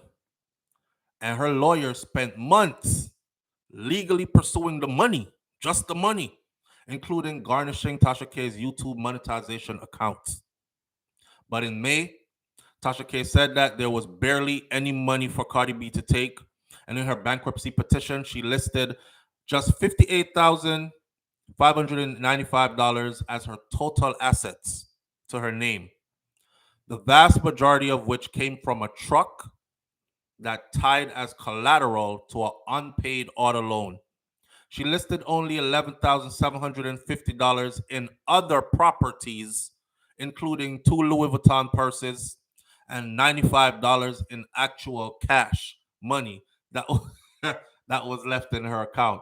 If you ask me honestly, that's one of the things that Cardi B said. She said, you think my lawyer's stupid? You think they don't know that you hiding money in Africa? but I'm coming for everything. Well, she counted the trademark with her Unwind with Tahsa K YouTube channel also as an asset, but says that the value of the brand is unknown. Lawyers for Cardi B quickly filed a so-called adversary proceeding, a lawsuit-like process that takes place within a larger bankruptcy case to ensure that Tahsa K couldn't dodge the damages she owes. And it was that case that led to Friday's decision. So, I see the wine glasses and all that. She can't dodge that money. She can't dodge that money. You know, Vicky, her daughter might be in college right now, but when people are talk, them are talk. So they're probably, you know, you're probably like, I'm coming for everything. I'm gonna sue you for even the drawers you have on. When I'm done, you ain't even gonna have no drawers to wear. And the people still walking around in fine garments. You know, just a figure of speech. That's to show you how much she's coming for everything. She was basically saying, I'm gonna make sure you don't have no money, so that even your kids can go to college. You're gonna struggle to pay those college tuitions because I'm coming for everything. A lot of people are still saying, damn, just forgive the girl and move on. But bad blood. Bad blood. I don't know if I would say forgive her and move on. It's I could say it's malicious, but she was malicious too at one point. You know, when she had the upper hand, she was malicious too. Tahsa K was malicious when she had the upper hand, or she thought she had the upper hand. She was malicious in her ways. When she was asked to stop, she didn't stop. And let me end this segment by saying this. Everybody that's out there, if I ever do a story, feel free to go to SouFLoTV at gmail.com. And if you don't like the way you are portrayed, this platform is available to you to clear up any he said, she said, or any of that. This is my next disclaimer because I'm not into it and I don't want it. I don't want no lawsuit. I make myself easy to reach, and not only make myself easy to reach, I'm the kind of person that if they say I'm offended, you shouldn't have portrayed me that way, this is causing problems in my life. Oh, stop. You don't have to say no more. Remove the content. Because building your platform takes so much work. This is like you going to work. Everybody go work, yes, all right? You go work, you clock in 8 a.m., you clock out 5 p.m., and at the end of the week, they send your check to somebody else. That can't be good. That cannot be good. I don't want to be working and building something that somebody else can own. Right? Now, as far as Crystal G says, how is your case? Let me tell you, and I'll say just enough. The person filed a lawsuit against me, right? And the lawsuit is sitting at the clerk of courts. It's sitting in a court. And every now and then I call to find out, well, what's the next step? Is it happening? Am I going to have to go to court for this? Do I need to obtain an attorney so we can move forward? Blah, blah, blah. And all they keep telling me from the court is, well, it is here. So at the last time I spoke to somebody, I asked them, I said, is this even legal? For somebody to file a lawsuit against you and then just let it sit there. Like every day you wake up, you're thinking about it, right? You're like, when is this going to go to court? Because me, I don't like to leave stuff on the burner. Because then you could be off somewhere doing something, and then this one notification came in that you did not answer, which ends in a judgment of you losing your entire case. Because I was over in the UK for the first time in how many years? Because I was in Jamaica vacationing with the kids and decided to stay for an extra month. Because I was somewhere else doing something else. So I'm trying to get to the bottom of it and get it out of the way. But it's just sitting there. It's just sitting there. That's the next step, Audrey Wright. The next step is to petition the court to have it dismissed. I actually already petitioned the court to have it dismissed, but there hasn't been anything else from it. So I already did the petitioning of the court. I spoke to, under advice of a stellar legal profession, a professor is an attorney. I spoke to an attorney. He advised me exactly what to do. I did exactly as I was told to do with petitioning the court to have it dismissed. And it's sitting there. It's sitting there. But to tell you the truth, some of the information, I'm dying to reveal all this information to you guys and to make you know like how people come up with this kind of stuff. I'm really portrayed to be somebody that, I don't know, people have in their mind say, I have millions of dollars and I'm this big entity who controls. I will speak vaguely, but you can read between the lines. People have it in their mind that I am this big entity who controls media houses in Jamaica, who controls or has so much influence and links that I can have police officers in Jamaica move on my accord and do things when me tell them to do. If you see this something, when I was reading through it, how the thing have like 50 something pages, I was reading through it and I'm like, damn, I'm powerful. I mean this? And I instructed this person to do that, and this radio station and this television station to do this, and it was on my accord that all this was done. And what I was like, what the hell? So people really have it in their minds, when they come for you, they come for you. I'm a regular guy. I'm a regular guy. I have 6 kids to take care of. I keep saying that all the time. So I don't want no smoke with nobody, right? I'm not saying that I'm not earning a decent living, but the perception that people have, trust me, is far off. And I have 6 kids to take care of, which makes me a regular person. A regular person. LA says, my cousin got hit. I hope you file a counterclaim against her for maliciously filing a false case. Well, right now I just filed to have it dismissed because there's no grounds for it. According to an attorney I spoke to that went, there's no grounds for it. But however, this talking thing that you do, I was even advised about that. This talking thing that you do, you have to be very careful how you say stuff about people. You have to be very careful how you say stuff about people because it can come back to haunt you. Once they can prove in a court of law that what you said caused harm, messed up their money, messed up their business, then you could be held liable. So you have to make sure you're speaking from a place where or the source is good, or you are saying certain things while you're delivering a story. It's something that you have to learn. I'm glad somebody did learn it early, but not only that, I'm glad that I stuck to it because I've been tempted like everybody else. Sometimes you look and you see a channel that's doing numbers and the channel just bring about all kind of defamatory statements about people and just saying stuff, or them take a story and them twist the story and do them own thing with it. And the people seem to enjoy it and they think that's the truth. But I said to myself, you need to stand on principle and make sure that you only speak on certain things. And when you're absolutely sure, and if you're going to say, get them a story, I have to make them know, say, this are my thoughts, this are not the story, something like that. Seeing? And then at the end of the day, that stuff came all the way back around now if it start hurt people. You think Cardi B isn't the only one. Nicki Minaj is planning that right now. She said she got a list of people that she about to go after. And they're in the YouTube world, right? So they're coming. And it's not only them, other people. And these people have money. Nicki Minaj is like $100 and something million, her net worth. Where are you going to fight with her at? Where are you going to fight with her at? She's going to own your platform. You're literally going to wake up every day and create content, engage your audience just so they can send that check to her.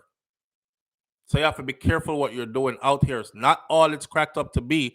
And for my young entrepreneurs that's doing this, especially my Jamaican crowd, I'm going to tell you like this, right? YouTube is not what it used to be years ago. 6-7 years ago is a completely different YouTube today. We were able to say anything. We were able to put up any content. If a shootout go on, a man get shot on head, mash out. You were able to put that up before. And people would be like, yo, me, I go over here, so go say, damn, look on this. And they'll tell everybody else, if you want to see the real video of the whole shootout, go over SouFLo, him have the raw video. And then people used to send those videos to us, and then we used to just put them, right? Until one day, me wake up, and I just had strike after strike after strike after strike on videos that were up fine before.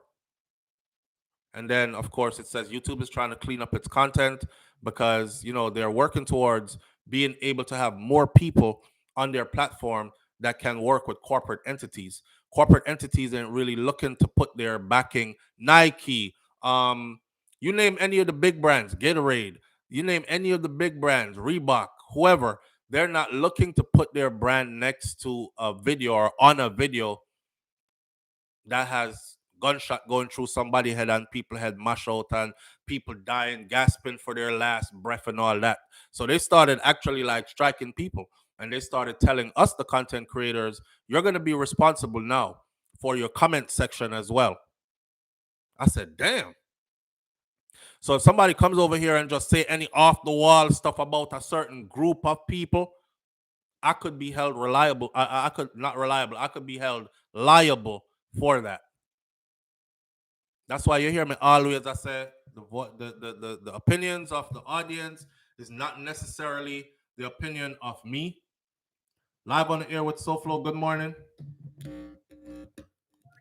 Hello. Good morning, family. How you doing? I wish I could say I'm in a good situation this morning. You wish you could say, so I'm guessing you're not. I'm in a little good place. You're in a good place? I'm not in a good situation, but I'm in a good place. Okay. All right, so what's going on? I need a little advice from you. Okay. And maybe some of your audience. All right. The audience is all game. I know them. Go ahead. You touched briefly on a situation this morning, and I can't stop crying, honestly, because this situation affects me. Mm-hmm. Actually, a family member. Yesterday morning, one of the children in my house woke up and told me they have a nightmare. Mm-hmm. And said a monster broke in the house and killed everybody. And I said, did you watch TV, bad movies, something? No, she said no. And I said, something is very wrong. So I hugged her, give her a kiss, and I told her everything would be okay. Mm-hmm.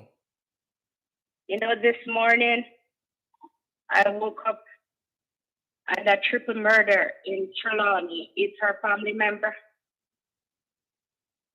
Oh, wow. I just don't even know what to do.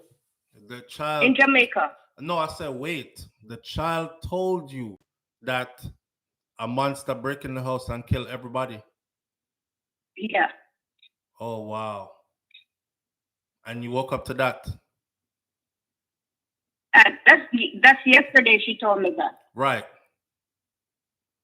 And today I woke up. And that's the headline. And that's the headline. Yeah, because as I was getting ready to do the morning thoughts, I just saw that headline came in. Wow. So the child had a premonition.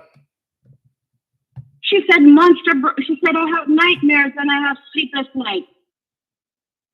And I said, you little girl, like you have a nightmare. And I hugged her, and I just thought, like, just thought like she's talking like maybe she just watched something and it's playing her mind.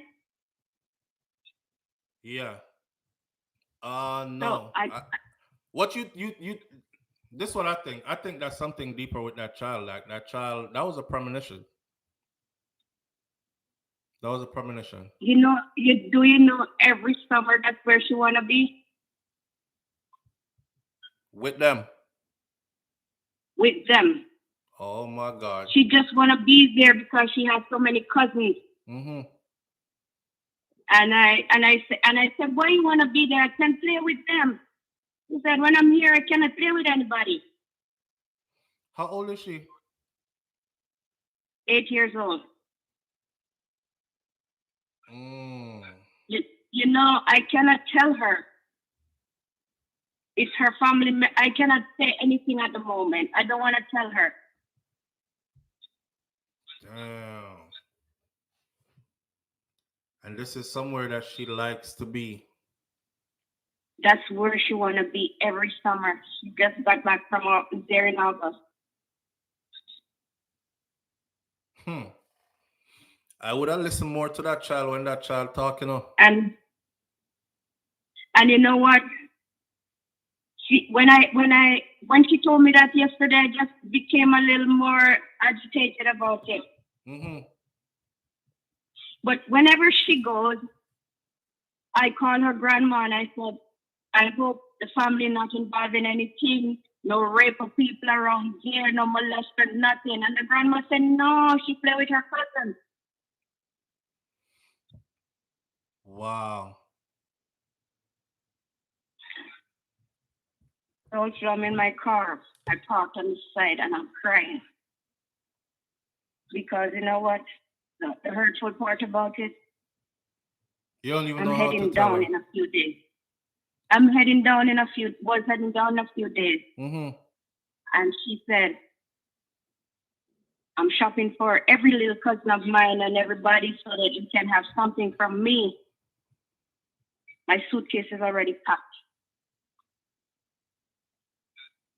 I'm not going directly to their house, you know, Right. but I would see those people afterwards. Damn. One of us. Hey, people are talking in here. Somebody said, "Be careful. You be careful, cause I can bet money you don't know what caused this." I don't know. And the other day we just did a session here where we were talking about that, and I was telling, particularly my Jamaican audience, I said some of the people who we are close to, who we hang out with and go see when we go home, we're gonna have to like distance ourselves from them because there's a trend going on in Jamaica, and we need to be aware of it. And it's the same old, you can't catch Quacker, catch him shot. So they'll go after Exactly. anybody. They'll go after anybody. And you might not even have, you be a distant family member or a close friend. You just drop by to say hi. And next thing you know, somebody trailing you. You know, that woman, I talked to her like about maybe a week ago. And her complaint was, my husband don't go anywhere from work to home. And I even said, let's go this place, go have some ice cream. And he wouldn't even go. He don't even like to go outside. Work to home. She said, that's one problem I have with a man. And I said, just talk to him and one day, you know, you will catch him to go outside. So that lady is not really my family member, but my little girl's family member. Right. So the lady who's in the house that you're talking about, she's the one that said that was one of her complaints about her husband. She just said he don't like to go out. He don't hang out. He don't go out. He don't hang out. Yeah. He just from work to home is their thing. And she would like to go out. I'm telling you, I was whatever the baby girl was giving me, I was gonna meet them somewhere and give it to them. It's not like I was going to the house anyhow. Wow, I don't even know what to say. I know that like one of the subscribers just said in the comment section here in the chat room, you know, when we're that age, I won't say all of us because everybody is born with different set of gifts and whatnot, but some of these children are born with the ability to, like, they'll know what's coming before it gets here. They get the premonitions, and we have to stay close to them and pay attention to them because this ain't the first for her, and it won't be the last for her. If I were you, I would stay close to her, and every time she talk, I'll be deep in what she's saying, Because that warning could I be sent there. her to school this morning, Mm-hmm. and while she was getting dressed, she saw my other daughter crying. Mm-hmm. No, not really crying out loud, Mm-hmm. And she said, "Mom, I broke that make her cry." Wait, she And I said said, "No, you honey, broke no." up. She said what? My other daughter was getting her dressed, Mm-hmm. and she said, "Mom, I bet you make her cry." So I said, "What you talking about?" She said, "Because I saw her crying when she put my uniform on." I said, "No, honey, I have nothing to do with it." So she said, "Is it bad news about somebody?" Oh my God. I told her bad news, and I said, "No, it's cool." I said, "Yeah, kind of bad news." She said, "Don't fool me, I'm smart." Mm. So until now, I cannot say a word, and I don't know what to say. Suddenly, I just called to say what to say to her. Because she's close with those people. That's a place she want to be every summer. Vicky said, tell her. When? I wouldn't tell her. I protect. I don't feel like everything should be told to children. I feel like you have to like choose a right time to, I don't know when, because she's gonna find out eventually, right? Yes. Yes. And how soon you think she's gonna find out? Like, what's her next time she's gonna go there? Give a ballpark figure. Next summer. Next summer, cause that's where she like to be every summer, right? Yes. Right. You're gonna have to tell her. You're gonna have to tell her. She feel it in her spirit, man. But she knows. Ella A says she knows something is Vicky says she knows something is wrong. I think you're gonna have to tell her. She told me she did not sleep on Sunday night. She said I did not sleep. A monster broke in the house. I even asked her my house and she said no. Yeah, she's in the know. You know when you feel something in your spirit and you're convinced, but you just don't have the proof yet. That's where she's at with. But she left her bed and she came to mine, and keep telling me this thing, and so pretty much everybody in here is saying tell her. But like I said, I would be there in a few days. Mm-hmm. And I'm gonna leave her with an older adult in the house. Because that's where I'm heading to Jamaica. Right. Okay.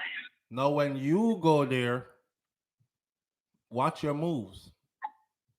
Because everything is fresh. No, like I said, I'm not going to that part. I want to going there, yes. I know, but still. Yeah. But still, just watch your moves. But you know what part about it? She's gonna ask me what auntie sent for me. Because she's expecting, like, she's gonna expect some little stuff from Jamaica. Right. So maybe I will just have to buy it and pretend. I don't know. You're gonna have to tell her. You have to tell her. You're gonna have to sit her down and walk her through it. Try cushion the blow, but you're gonna have to tell her. Yeah. You know what this reminds me of? I don't want anyone to tell her while I'm away, though. Right. You want to be the one to tell her? Yes. Well, you better tell her before you leave. And I say that because I had a similar situation happen to me, and the person who I left my children around and I don't leave my kids around strangers. The person who I left my children around, I actually thought this is the only person in the world I could trust to not say certain things to my kids. And they did exactly that as soon as I left. So if that's what you want, like you want to be the one to tell her, tell her. You tell her before you go. I think that's good. But what I'm saying now, I'm going to leave her in a few days. Right. Yeah, but you got to tell her before you go.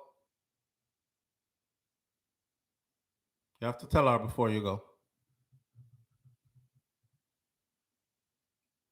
I'm gonna follow this story though, because I want to know the details behind this. Because if you don't, I don't know if you noticed this, but it's like double, triple, and quadruple murder is the thing now.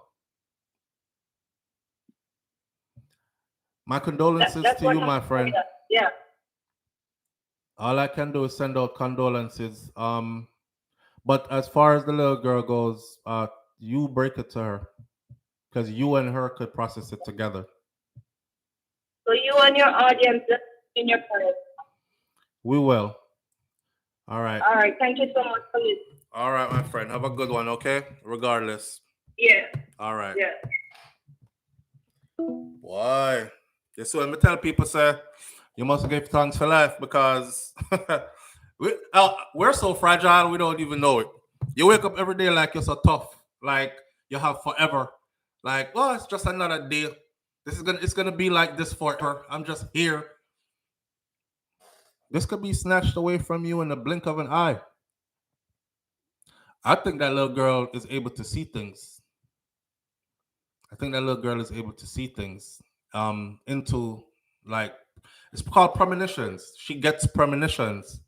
Some people are born like that. Some people are born like that. It's gonna be rough to have to tell her, an 8-year-old, that though. Live on the air with SouFLo. Good morning. Good morning, SouFLo. How are you? I'm good, family. How you doing? Rough this morning on me. What going? Normally I would say every day above ground is I know it says your voice, and I was waiting to hear that. What? Yeah, SouFLo, it rough. My heart goes out to this lady, but before I tell you what happened to me, I don't think she should have tell her right now. I remember she go Jamaica. You don't think she should tell the child right now? No, don't say anything, because remember she go leave. So when she tell her that, what's gonna happen to this child? She's not there to comfort her. But okay, but she's worried about someone else telling her before she gets to. Yeah, so she in a rock and a hard place. It's just a pity she couldn't have cancel a trip or something. How your phone sound like that this morning?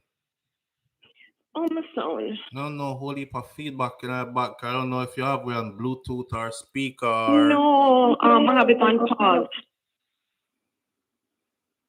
It's that bad? No, it sounds look better now. But yeah, God, my heart rate.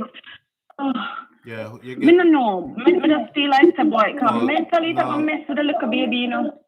You have whole heap of feedback, but we can still hear you. Yeah, it's a mess with her regardless. But check it. Here's the thing, right? This happened to me. I left my kids with somebody, and that somebody watches this show, and that somebody is very close to me, and you know who you are. And I left my kids with somebody, and the things that I thought that I could wait till I got home to discuss with my kids, that person not only told my kids that they weaponized it and was using it against my kids while my kids was with them. So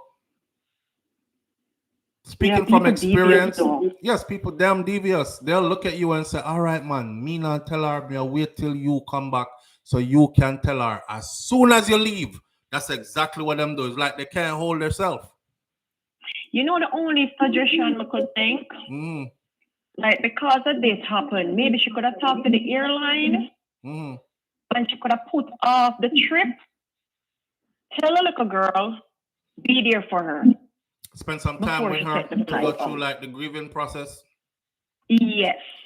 Because something like this, I know them can say, all right, them can push the trip. Yeah, but you need to be there. She can't just tell her and then shortly leave because you're gonna need her.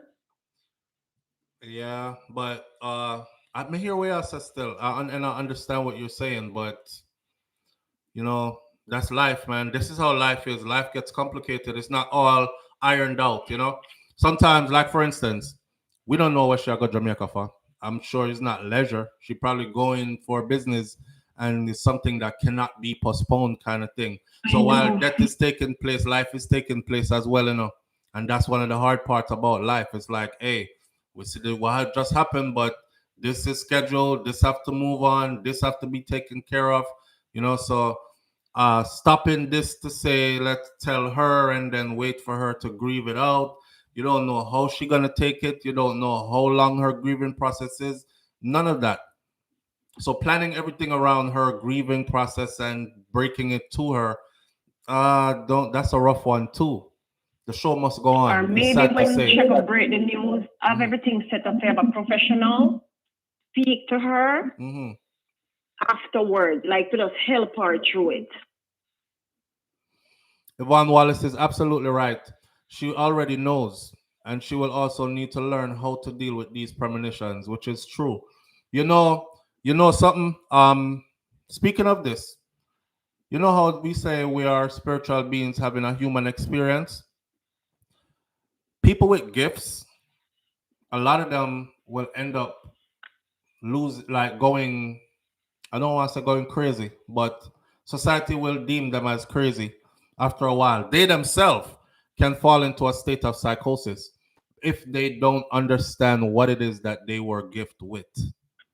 You know what I'm saying? That's true. Because when you keep sleeping and seeing stuff and then waking up and it actually happened, your mind starts to play tricks on you. Like, I don't know if you ever go down somewhere yet and then you're like, I've been here before. It was the same green door upon the right. It was that same door handle there. And then something Sometimes dropped. it's a Boom. deja vu. Right. So she's right. She's absolutely right. She's gonna need but that's the thing too. We don't have no guidance. People who have these kind of premonitions and stuff mostly don't have guidance. Like people around you don't know how to deal with these gifts that you yourself was blessed with, which it could be a blessing True. and a curse. Yeah. Right? Well, I don't know. But it's scary. Yeah. But she just have to brace herself, prepare for it. But we just hope she can just be there long enough to help her before she leave. Because she's going to need her. Yes, I agree. SouFLo life short, Yes. A hospital me in a Saturday. Well, my husband have to lift me, carry me upstairs. You want to? UTI. I get it so bad where it attacked my kidneys. SouFLo within 3 days of me feeling the pain. Going to my family doctor. She prescribed antibiotics for me. I took one. Within 20 minutes of me taking the antibiotics, I don't know if it caused it, but fine, like not paralyzed from my shoulder down. I'm gonna start get really cold in a way whereby my body numb. My skin start pain me. I'm gonna turn a portable heater on me, literally on me. And SouFLo, may I freeze. Out of nowhere. Husband is upstairs, my kids them downstairs. I watch a TV. I'm just a shake. Because I did just finish a job. So I write up the invoice. I'm just find myself like, this is it. Me did a shout out to my grandmother was dead how many years ago. I tell her to help me. Wow. And the heater on me SouFLo. Oh, my husband come downstairs and says, I go to him, I come downstairs. But I'm just a shake. And when him lift me up and carry me upstairs, him start panic. I'm gonna see when him rest him head from my chest. And I said, this is it. We don't know if the tablet caused it. But him take the portable heater and put it on the nightstand and it dip on me. And calmly, my body start get hot. I fall asleep slowly. You see, about 5 o'clock in the morning. I couldn't walk. I'm have to carry my God to the bathroom till eventually I find myself could walk after. You see, 5 a.m. in the morning, it's him a rush with me with him hazard light, hospital. Can't breathe. In a pain where my kidney is, my abdominal, everything start feel me. Wow. But what ended up happening? It was just the UTI? Them check because I couldn't breathe or whereby me a gasp. So them hook me up on everything. Them check to see if me have clot in my heart because me just get rid of a clot out of my hand. But I'm still with the nerve pain. But them I say, clot can come back even though me dip on blood thinners. Right. SouFLo, them check me. UTI. I can't tell everybody this. You see, if you want to go use the bathroom, use it. Don't care what the toilet condition is. So hold in your urine and stuff. Use it. Was that what you were doing? You did a hole in your urine for extended periods of time? The doctor, this is my OCD. I mean, a germophobic person. Me don't know if I hole in it, but the doctor gave me a number of things. I couldn't believe, like, having intercourse as a woman. As soon as you're finished, you're supposed to use the washroom. When the doctor said it to me, I said to the doctor, my figure more or less, is that cause it? SouFLo, I was tired after and I fell asleep. Never wake up till about maybe 6, 7 in the morning to use the washroom. So for all of the ladies out there who are listening right now, lesson learned. If you have intercourse, go and use the washroom right away. All right.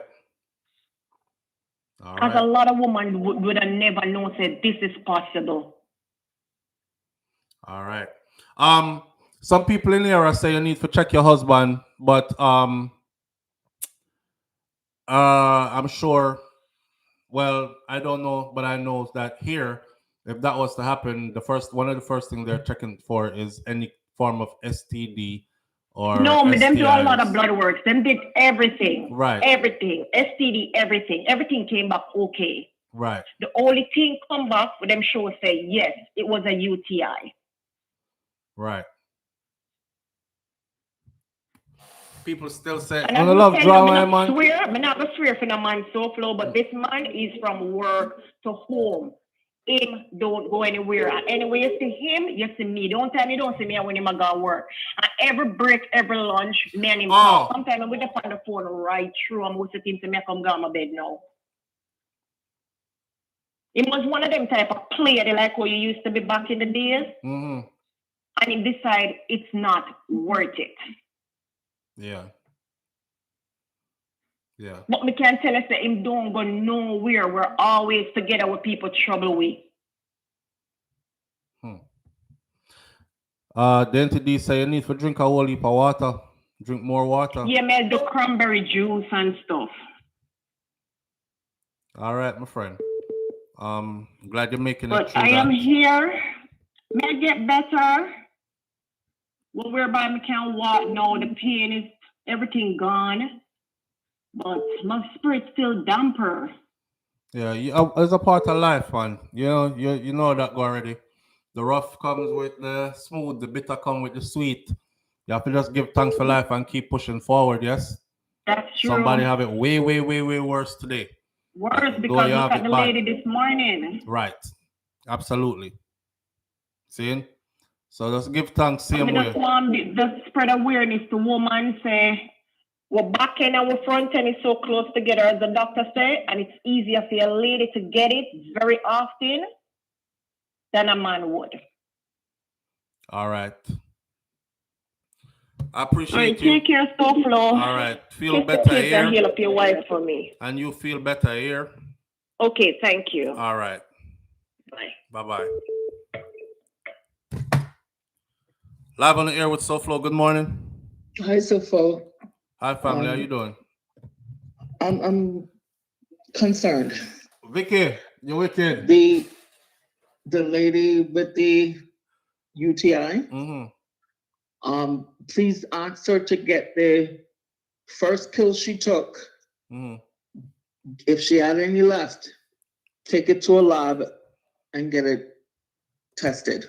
To see what was because there is some antibiotics out here, pharmaceuticals, that will kill you. Not ampicillin or penicillin. There's another family of antibiotics that they're giving out that is super strong. Okay. All right. And So it will impact your vital organs. I was gonna. All right. All right. So she's got to get it tested. And everything she says about the female, that is spot on. Mm-hmm. Now, regarding the little girl that's 8 years old, Mm-hmm. I hope the lady postpones her trips, because when she tells this little girl she's gonna have to stay close, the little girl is gonna start to internalize and think it's her fault. She did it. She has something to do with it. The lady's got to stay close to explain to her, to the best of her ability, that this is a gift, or however she wants to term it, so that the little girl doesn't shut down. Right. Because if she internalizes this, she's gonna shut down, and her personality and everything about her is gonna change overnight. So she's got to get it across to this little girl, is that it's not her fault. Mm-hmm. She didn't do it. And explain to her how this gift is, that some people can see the future in distant places. And because she loved those people and was connected to them, her soul was connected to them, she was able to see what was about to happen to them before it exactly happened. Because she loved them. Right. And it's not a bad thing. And she shouldn't leave her for now, because the little girl, that's her only connection to an explanation. And the love she has for this one is gonna be her anchor. If she takes off and go to Jamaica, she's gonna feel, the little girl is gonna, even if it's for 2 or 3 days, she's gonna feel abandoned. Well, and she's gonna internalize and start shutting down. Yeah. So there's nothing that's going on in Jamaica that is important, more important than being there for the little girl. We don't know that. That's what I'm telling everybody. We don't know that. See, life is set up complicated, man, and this is us navigating life, right? We don't know what that woman going to Jamaica for. We don't know what kind of business or what kind of family issues she has to be there for. You know, I'll give you an example. You know that story I covered not too long ago about the man whose wife had lived in the US for how many years, and she was a registered nurse here, then she retired, and then she seemingly lost her mind and she started acting schizophrenic, psychopathic, right? And nobody could help her in the US, like she needed around the clock care kind of thing.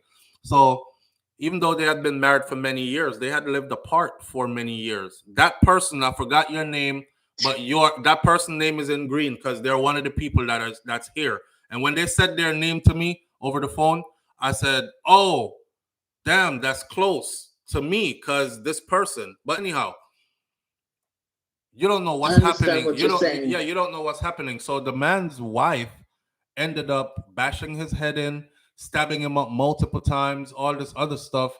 Now, if you're trying to get home and you have this happening and then that happening on the other end, like mental issues with a family member, sick issues with a family member that's close, you don't know what they have to do. That's true. Right. That's true. Right. So we give our little advice and we keep it moving. Cheap advice. Yeah. And we keep it moving. All right. Yeah. Right. Much luck to everybody. All right. All right. So long. Yeah.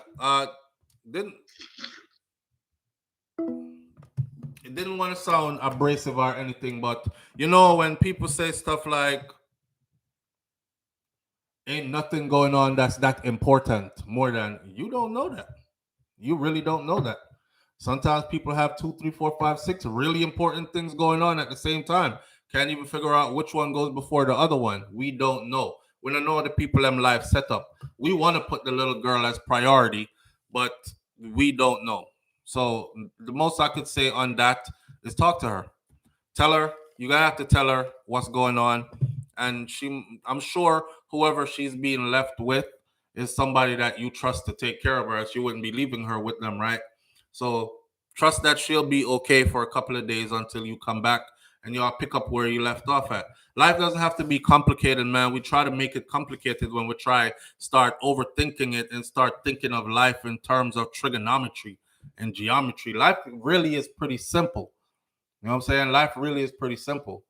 A man said to me, we complicate life more than anything else. For instance, if you're with somebody and that person shows you constantly that they're not for you, why you sit there and fight? Oh, I love you so much, though. Why you keep on hurting me and doing this and that to me? Just get up and move.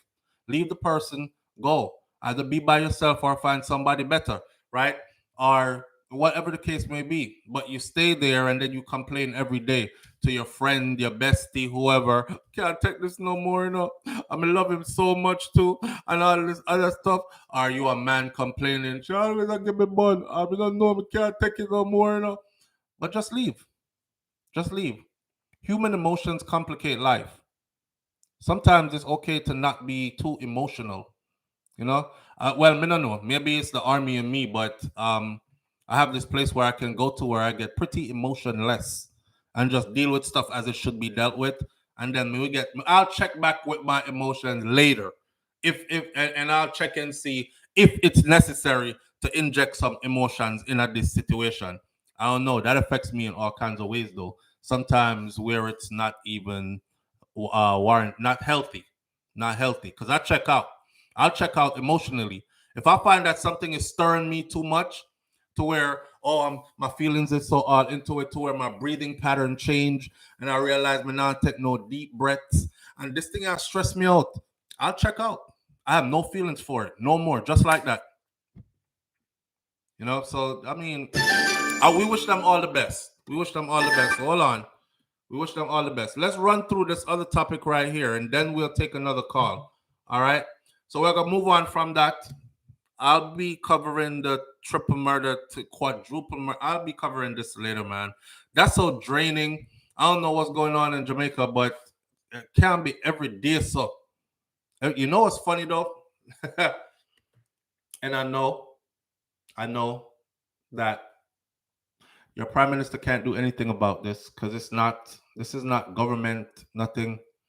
This is people doing this to people. But what I'm saying is, when are they going to make it so that people think of other options first before they think of this murder? It seems like murder is the solution to everything now. Because people are watching people get murder sentences and they're like, either they behind bars living like them outer road, clothes clean, music I play upon the cell block. The only thing that's not in there with them is some nice, sexy woman. And they're like, if that's what I have to look forward to, and then me just go in and say me guilty after them catch me and shed 2 tears and say, Your Honor, I'm so sorry. They'll cut this 35 years into 15, and then I serve 10 and I'm out, and I'll do the other 5 on parole. Like, fundamentally, something has to change. Fundamentally, something has to change. I'll tell you the truth. In my mind, I'm wishing for there to be a leader in Jamaica that is no nonsense, to the point where people overseas, when they hear about what they do to you in Jamaica if you commit murder, they tremble. Like, are you serious? They do that? It's just like that country. It's somewhere in Indonesia where they execute for drug offenses. They execute for drug offenses. And a lot of people been executed. So it's not like they just talk it and they're like, oh, if we catch you with certain kilos of coke and certain this of heroin and that, you're going before the firing squad. They're dead serious because you've seen person after person after person after person. I'm sure that has deterred a lot of people because them see they're not playing around. It's like in them Far East countries where if you steal, they take your hand off. I kid you not. I was in Iraq and a guy came and bought us tea and then bring chai tea and one of his hand was missing at the wrist. And that was his story for us. And I had heard it before, but I never ran into somebody that it actually happened to. He said he stole. He was a thief. And he stole. When he finally got caught, they removed his right hand and he's right-handed. So he had to learn to use his left hand. And we as soldiers, we're laughing with each other and we're like, yeah, I bet you won't steal anything else. The man said he sure as hell won't steal anything else because the next time he steals, they're going to remove his left hand. He won't have no hands. But you know, Jamaica get complicated. Oh, we have to remain as humane as possible. And humane? These people killing people in 3s and 4s and 5s. Humane? You can't deal with inhumanity or inhumanity with humane. You can't deal with derogatory and indecent with nice and polite. They're gonna have to get dirty. And I don't know. It's like the establishment is afraid. Either they're afraid or they're just watching it like a big screen TV. Y'all ever seen that movie? Is it Game of Thrones it's called? Is it Game of Thrones? The movie where the rich people let the poor people them fight each other. They go out and hunt each other. And they have all these cameras set up everywhere upon the earth. And they watch them.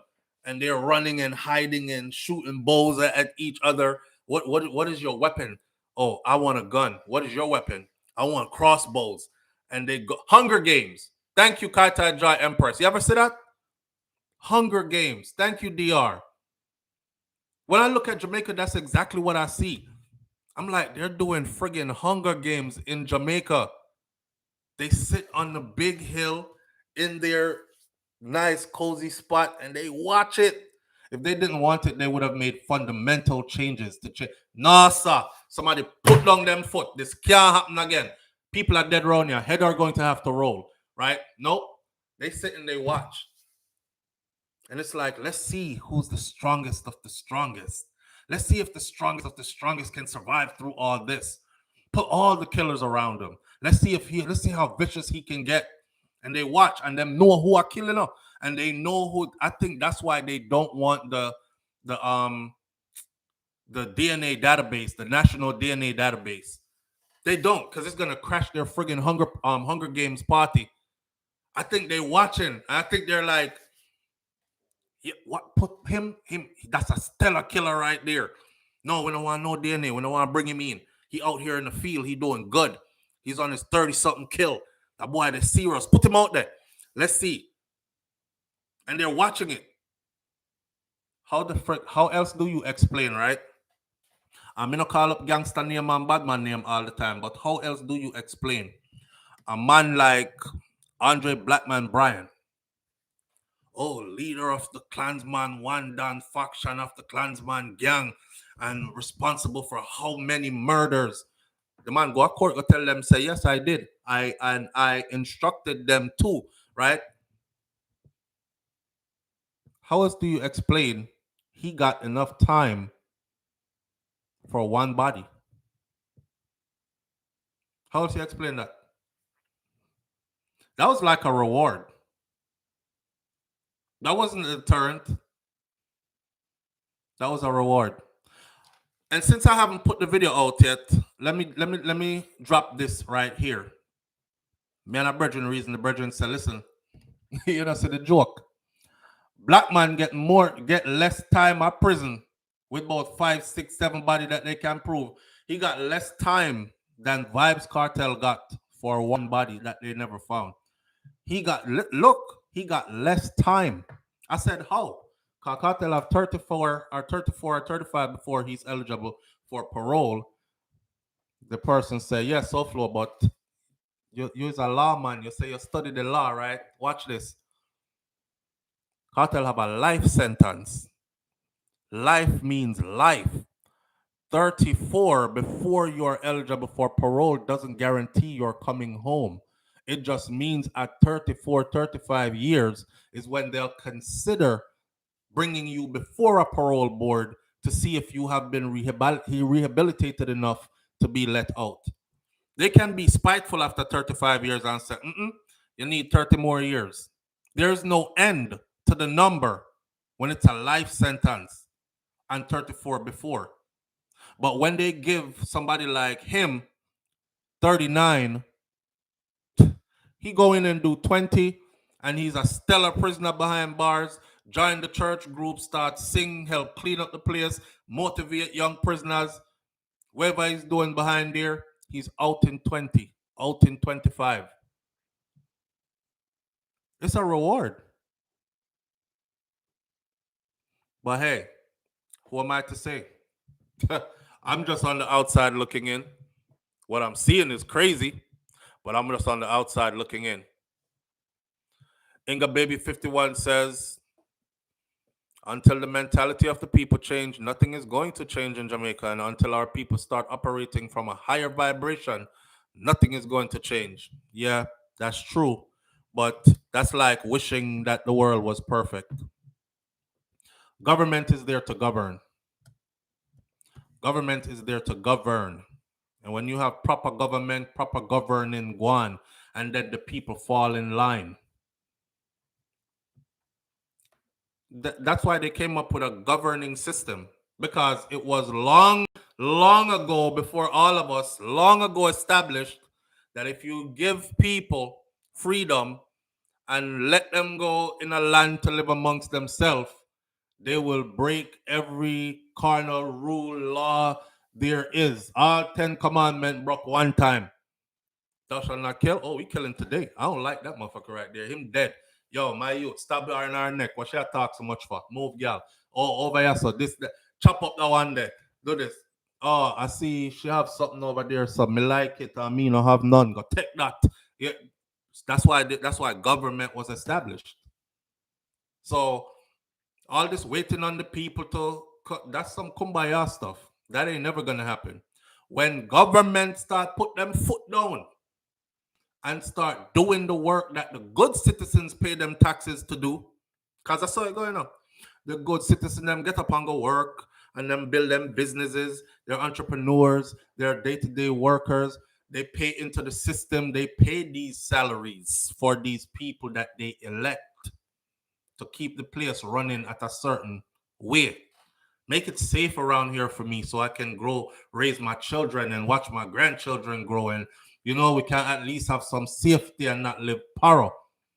But when those people take that fat paycheck and move themselves way up the hill into the mansions and give themselves big security details and live behind big walls and leave the rest of us down there, that's Hunger Games. Like we say, which one will kill the next one next now. Lord fire. Run a matches and upon fire this week. Yes. Oh, quadruple over there. Up, down in Westmoreland we go. Ooh, a quadruple over there too. Okay, we're in Clarendon. Them have a double. Back to Spanish Town. Whoops, another quadruple and a double. And that's a friggin' game for them. That's a game for them because they're not governing properly. That's the end of the bottom line. Okay? That's the truth. Nobody wait upon the people them. The people need to be whipped into shape. And the people will be whipped into shape by a good leader. People need leaders. Everybody is not a leader. Everybody wants to be a leader, but everybody is not a leader. And when you have a good leader, it's just like at your job. When you have a good boss, don't you see how the place run? Don't you see how everything up and running? And when you get a shitty boss that come in there, don't you see how the place start going downhill? Morale goes downhill. Nobody wants to come to work. There's infighting at the job. This one and I like that. The one day it's affecting how we work. When you have a good leader, watch how everything falls into place. No nonsense. This is how it's going to go. There's consequences for it not going this way. And we adhere to those consequences with not too much room, wiggle room for excuses. We're not answering the phone yet. We'll try to run through this thing here. So as far as let's not spend too much time on that though. As far as the case goes with the Philip Powell baby mother, that one they're heavy.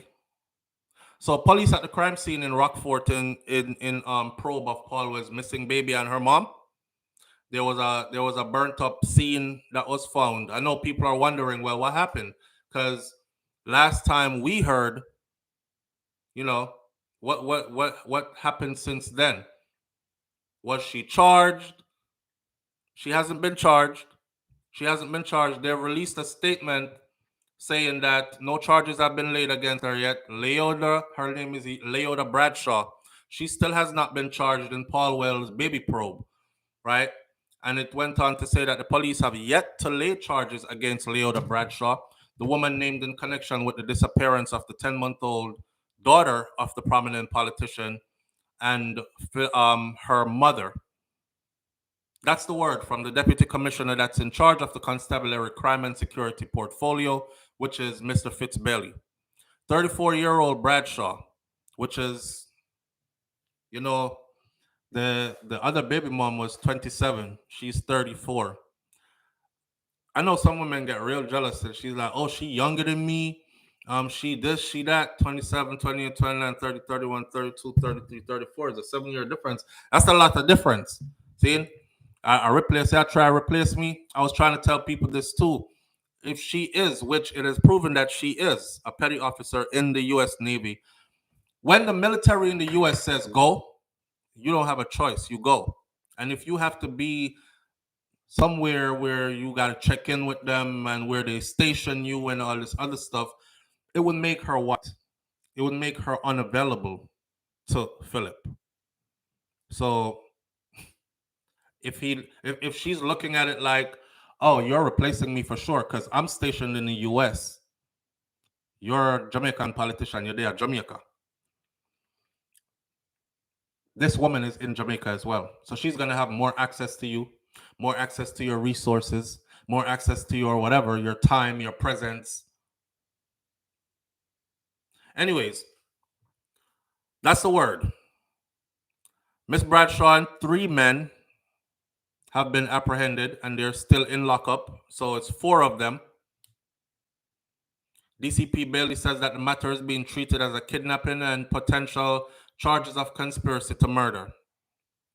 He said that the evidence against Bradshaw, who is the mother of another of Paul Wells' children, the evidence they have is very compelling. Like I told y'all before, he said, DCP Bailey said, the evidence is so strong that they could actually go ahead and press charges now.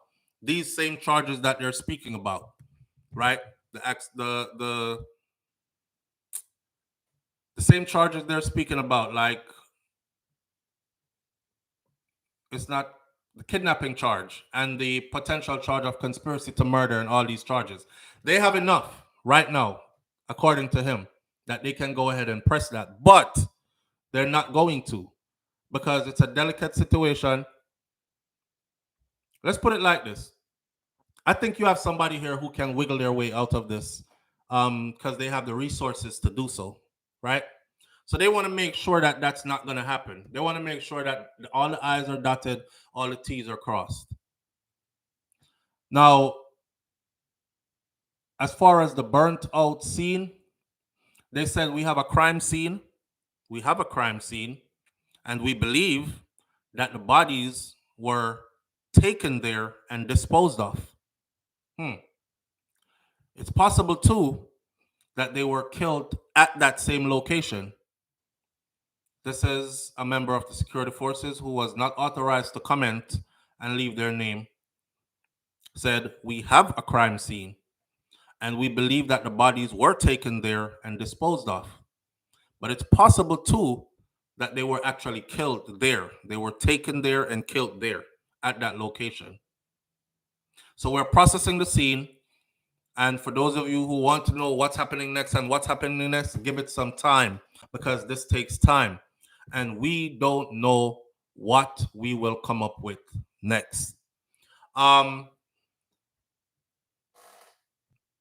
I think we should all know that though, that tests have to be ran to determine, because if you find two badly charred bodies and one look like a little person and one look like a big person, you say it fit the description, but they're gonna have to go do DNA, dental work, something that can solidify that this is them. This is the mother. This is her child. That's where they're at with this. They're waiting. They're not waiting, but they're doing the work, and we wait. And it says DCP Bailey named 34-year-old petty officer in the United States Navy, Leota Bradshaw, who shares a child with Philip, amongst the persons who are about to face these charges.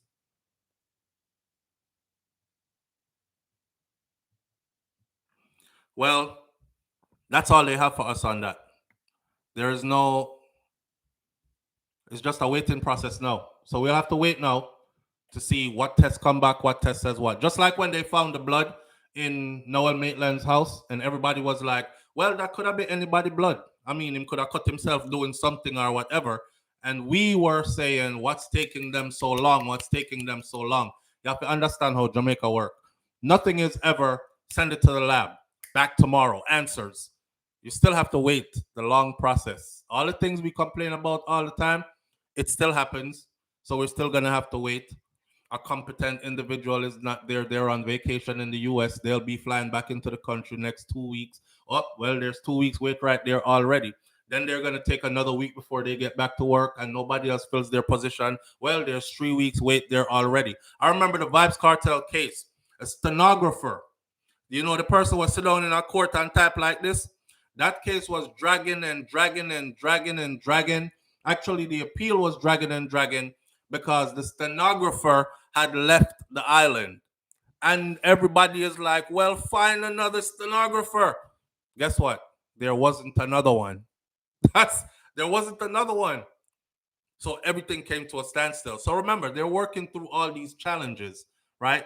Just know that they're on it. But more than likely, it is. I'm not going to say it's them until I get confirmation that they're saying it's them. What they're saying is they do have a crime scene. They do have a crime scene with two bodies. They do have a crime scene that's burnt up with two bodies that resembles a female and a child. And this looks like it could be them. Now we have to wait for things to be tested and proper evidence to be brought forth that will confirm that, yes, this is them. So I'm not saying is them until them tell me, say, until DCP Bailey and them tell me, say, it's them. I don't know either. It looks like that's what it is. And I'll stick to that until they change the story. Sad friggin' situation, man. Who's so wicked? But damn, here we are every day talking about who's so wicked. That's all reaction. That's all reaction. Because we see it every day. So we know who's so wicked. We know how wicked people can get. So no need to act surprised now. Oh God, who can kill a 10-month-old baby? Oh my gosh. You never see the man them breaking our house the other day and pack up the kids and tell them pack a bag with some snacks and leave.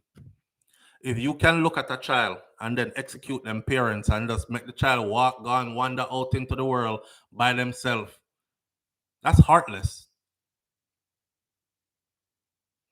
Audrey Wright said, whether I thought she was FBI or police. I don't know where y'all got that information from because she never said that. She said she reported what was happening to her. Like they got some pornographic material sent to their 8-year-old daughter's device. And there were threats and somebody trying to hold Philip's information for ransom, saying they're going to release it all to the public if he doesn't pay up a certain amount. And she said she reported all that to Broward County Child Welfare, to something police department, and to the FBI. That's what she said. She never said she was FBI. I was surprised that other people came back. Some people all come back say she had Navy SEALs. She Navy SEALs. Somebody said, yes, she did it because she absolutely have the training and the mindset to do it. You ever see them Navy SEAL people that train yet? I'm like, you see, man, This is why this is why those people who do this and them sensationalize the story. This is where these stories get a lot of views from because them tell story like that. She was in the Navy SEALs. She's a combat veteran. Yeah, yo, them people there, the same people them will take out Saddam Hussein over so deep dark missions. Them people are go on extraction missions, rescue, um, some high intelligence mission. Them go on, yeah, most classified. She's not, man. She's a petty officer in the. She's a petty officer in the U.S. Navy, okay, and that's all she is. Yes, Navy SEAL, Vicky. Vicky, you did see it too.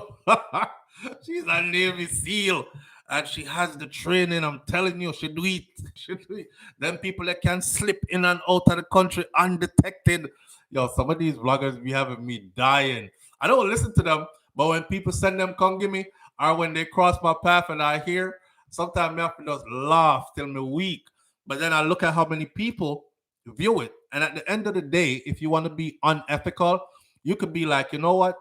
Forget integrity. I'm all about my views. So I could start spinning stories too and be like, forget integrity. I'm all about my views. But it's gonna be a backlash. People are gonna be like, yeah, but when you go to SouFlo, you know, say you're not gonna get no real story and real context. The man gonna take a story and twist it up, and it's gonna sound nice and interesting, entertaining, but it's not the facts. And how long is that gonna last? Dainty D says she and her man knows more. If you saw my last video, next we're going to talk about the latest confession in the Beachy Stout trial. If you saw my last video, I made a prediction. And I said, this whole thing can go south quickly. Check it. We can act it out for you, though. If I was her and I'm vexed, I'm like, dirty thinking, Philip, look where I'm having me. Look at me. I'm in here locked up because I hear a pickle. Because you can't keep your old pickle in your pants. You're 61. You feel better than this. And you get my emotions all stirred up. I have a woman with me. You told me I was the only one, Philip. You told me it was me and you till death. Why you got this bitch pregnant? And now you have a baby on me and you forced me to do this. You know what? Wait till me go before the judge. So me reach before the judge now, right? Hear me now. Your Honor, I'm going to tell you exactly what happened. I found out a couple months ago that there was a baby on the side, and I told Philip to get rid of the baby or I'm going to do it. Philip asked me what I meant, and I told him, like, finish them off, get rid of them. I'm angry, I'm mad, right? And he has a lot to lose, and so do I. So me and him planned this, orchestrated this together. He told me to make sure that the guys that he got for me to do it, to make sure that they put the bodies over in his constituency. He'll make sure that it's never found. And so this is a joint effort, okay? I'm sorry that it went like this. I'm hurt that a child was involved. That this is how I have to break down now. Innocent child was. I didn't mean to. But this was planned by me and Philip. We planned this together. So now you see how he's trying to act like the big politician, like he had nothing to do with this. And I'm supposed to go to prison for what? By myself? No, it's me and him that did it. And you know, she go to Ross court and go say, me and Philip. Philip says he's not involved. He's not involved, Vicky. But I'm telling you how the case can get turned on its head. This woman must be bitter. Come on, una Jamaican woman. Me a Jamaican man. Me know uno. You now gonna sit down there and be like, yeah, you see him. I hear to me say, out here chase all them damn woman here and look which party put me now. If me never have to run down gal back at you all the time, me wouldn't die so. So you know what? Me now end my life as by myself. Me I think about how to get him in here with me too. Me I mash up your outer door career too. If me go to prison for how many years I mash up myself, you all get mashed up too. Your Honor, this is how it went. At 2 hours we planned this. Yeah. Him can sit over there. SouFlo, hi. You can sit over there all day and act like you didn't have anything to do with this. I'm telling the truth. God knows I'm telling the truth. Them lying all the time. God knows I'm telling the truth. Yeah. We planned this together. if she goes, what I'm trying to show you is something. Look upon stuff without blinders. If she goes to court and ever say him did part of the planning of this, the pew and the chair them in the church turn over, the church building catch a fire, the house burn down. Anyhow, she go to court and say him did have something to do with this too. So we don't know what that lady is about to say. Wait till Tess come back and Tess say yes, that is their body that was found there. Whose constituency is this? Well, it's kind of adding up to the story that she told, because he said to make sure they're dumped in his constituency because the over the same of some man who can take care of England. This is starting to not look good on the prominent politician. It's easy. It's easy. All she have to do is be vindictive. And if she ever get rat, it's vindictive.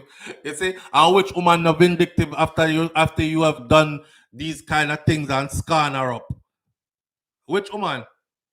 I don't know that one Jamaican woman where you go outside, go have picnic pan, and she's gonna be like, "Oh, it's okay. I just contacted her to let her know that the child. I contacted side chick to let side chick know that the child will be well taken care of financially and everything will be good. She has nothing to worry about.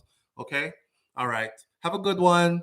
You and my hubby have a baby. Me and him have one too. I guess we're sisters now. All right, love. Maybe we need to have play dates and meet so the children can play and get to know each other because they're sisters. I never saw it go. I never saw it. Don't ever go like that. You don't ever go so. So this can turn out really bad. Yeah. Yvonne Wallace says, I hope they go straight to the mother's DNA line and nobody bring more confusion by testing through Paulwell. It could get really complicated. Hey, just remember, if I am Philip right now, all my toe them cross, all my finger, every finger cross, every toe cross, all my ears twist up for cross, all me hear them cross. I'm crossing everything on me. I pray that this woman don't say, because whether it's truth or not, it's going to have to be investigated. And you know, people end up in prison all the time already behind some false charges because the accusation look like it could be true. But I trust that Philip, in his prominent position, has enough power around him to bolster himself to where he doesn't have to worry about being caught up in this. Right? I would hope so. Anyhow, I wish them all the best. We'll stay close to that and see what happens. God, man. If it is them, I also hope for closure for the family. You know, here's what the family had to say, by the way. Now, yesterday, a thick fog blanketed James Mountain, but the mist was not the reason behind the gloomies in the rural St. Andrew area. And this is relatives heartbroken about the missing mom and her child. The residents are saddened in this district as they are convinced that the two burnt bodies that were found in Rockford, St. Andrew, last week, they are the two bodies of Tashina Patterson and her 10-month-old daughter, Soraya Paulwell. Patterson, who hails from James Mountain, she is the mother of the baby mother of them. Finally call her baby mother. Shout out to the Jamaica star. She is the baby mother of prominent politician Philip Paulwell, who is a member of parliament for East Kingston and Port Royal. Now it is believed that Patterson, 27, and the infant, they were abducted. We know that. We know the story of how the $500,000 reward got put out to help with their disappearance, finding them. Patterson grew up in St. James Mountain, but she relocated with some of her relatives, including her twin sister. She has a twin. A few years ago. But she returned to the Quiet District regularly to visit the rest of her family and friends there. As he directed the news team to some of Patterson's relatives, a man said that the tragic event is the talk of the town now. And everyone here is devastated because they've known her since she was a little teeny bopper child growing up. When we hear said the little girl and our baby got missing, we're bawling up. I know it coming like them dead. It hurt me even more. Up here, so, right up here, so she grow until them move. And she come from a nice family too, you know. People wicked, you know. Because what could a baby do for you want to hurt the baby like that? A lot of we up here, we don't eat and we don't sleep good since this happened. Everybody depend them phone. I pray for good updates. Now, Patterson's distraught father. Remember, I asked y'all guys, I said, where's her dad? Where's her mom? Does she have any sisters? Any brothers? Remember? Patterson distraught father. Wait there. Mervyn the Point, Jamaica Kerr. Remember that? Let me take a break. Remember that? Remember when his gun got stolen from his car? And remember what I said? Go on back and look on the video what I said then. But let me go back to this. A week out, this is her father, Jeffrey. He was not at home when the star visited, but Sophia Thompson, who identified herself as our close cousin, said that she had been following the developments closely. A week out, and when me hear of the burnt bodies on Friday, inside of my head start feel cold. And then the whole of my body does cold. And I start feel weak. Yesterday Sunday, me cook. And God bless when me eat. The whole of the food left back, cover up in our kitchen. Me can't even believe that someone would do a next person like that. How could someone hurt an innocent baby? Last Friday, Deputy Commissioner of Police Fitz Bailey disclosed that 4 persons have been in custody concerning this case. And one of them was, of course, the petty officer from the U.S. Navy, and also the mother of Philip Paul Wells, one of his other children. Among those arrests are 34-year-old petty officer in the United States, blah, blah, blah, and all that. Although the autopsy results have not been revealed yet, which is what I told you all that we're waiting on, Thompson said that Patterson's loved ones are convinced that those remains are them. Her family is convinced that those remains, that's them.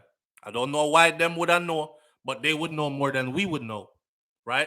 But you know how this part of the game goes. Law enforcement and investigating officers, they can't just take your word for it and say, yes, I'm a family. They have to have a concrete proof. Hence an autopsy. They are convinced that it is the mother and child remains. She said that when she first heard of the missing mother and child, even though she saw their photographs, she said it didn't immediately click to me. And this is my family. Because she not expect nothing like that to happen. You know, when you see stuff and you just pass over it, oh God, same old kind of story again. Them things are so depressing and you just flip the page, not realizing that that's your close family member.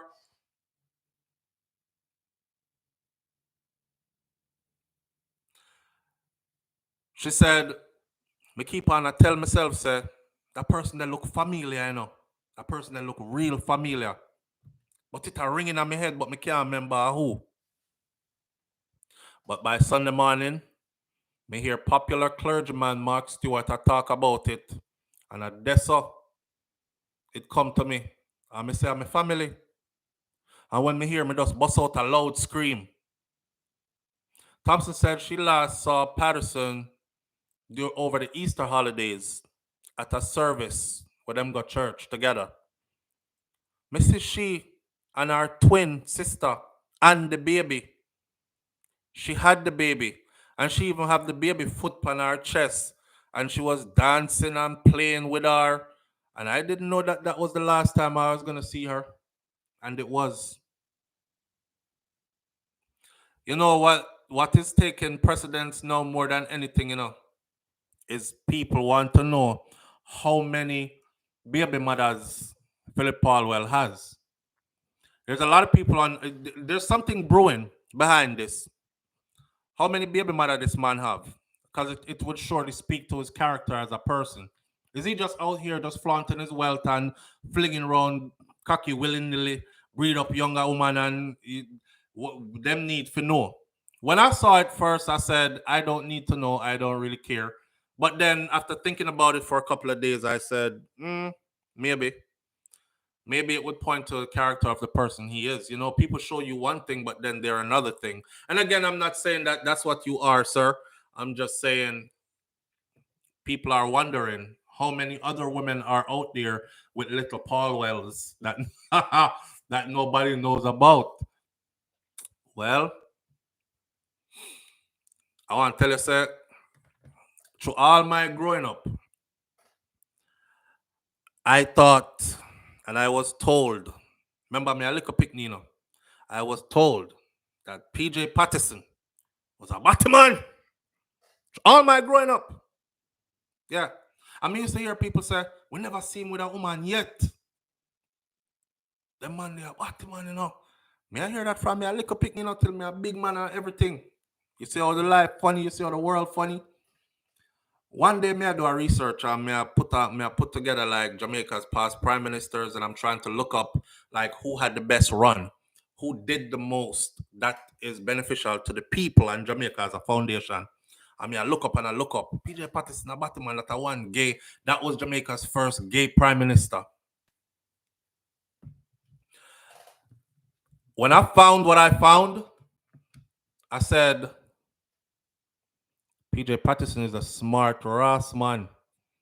That man made sure that nothing ever came to his family. Nothing.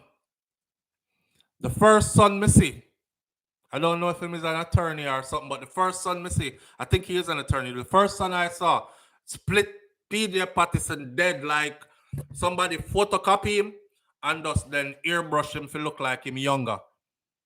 That's how much they look like him.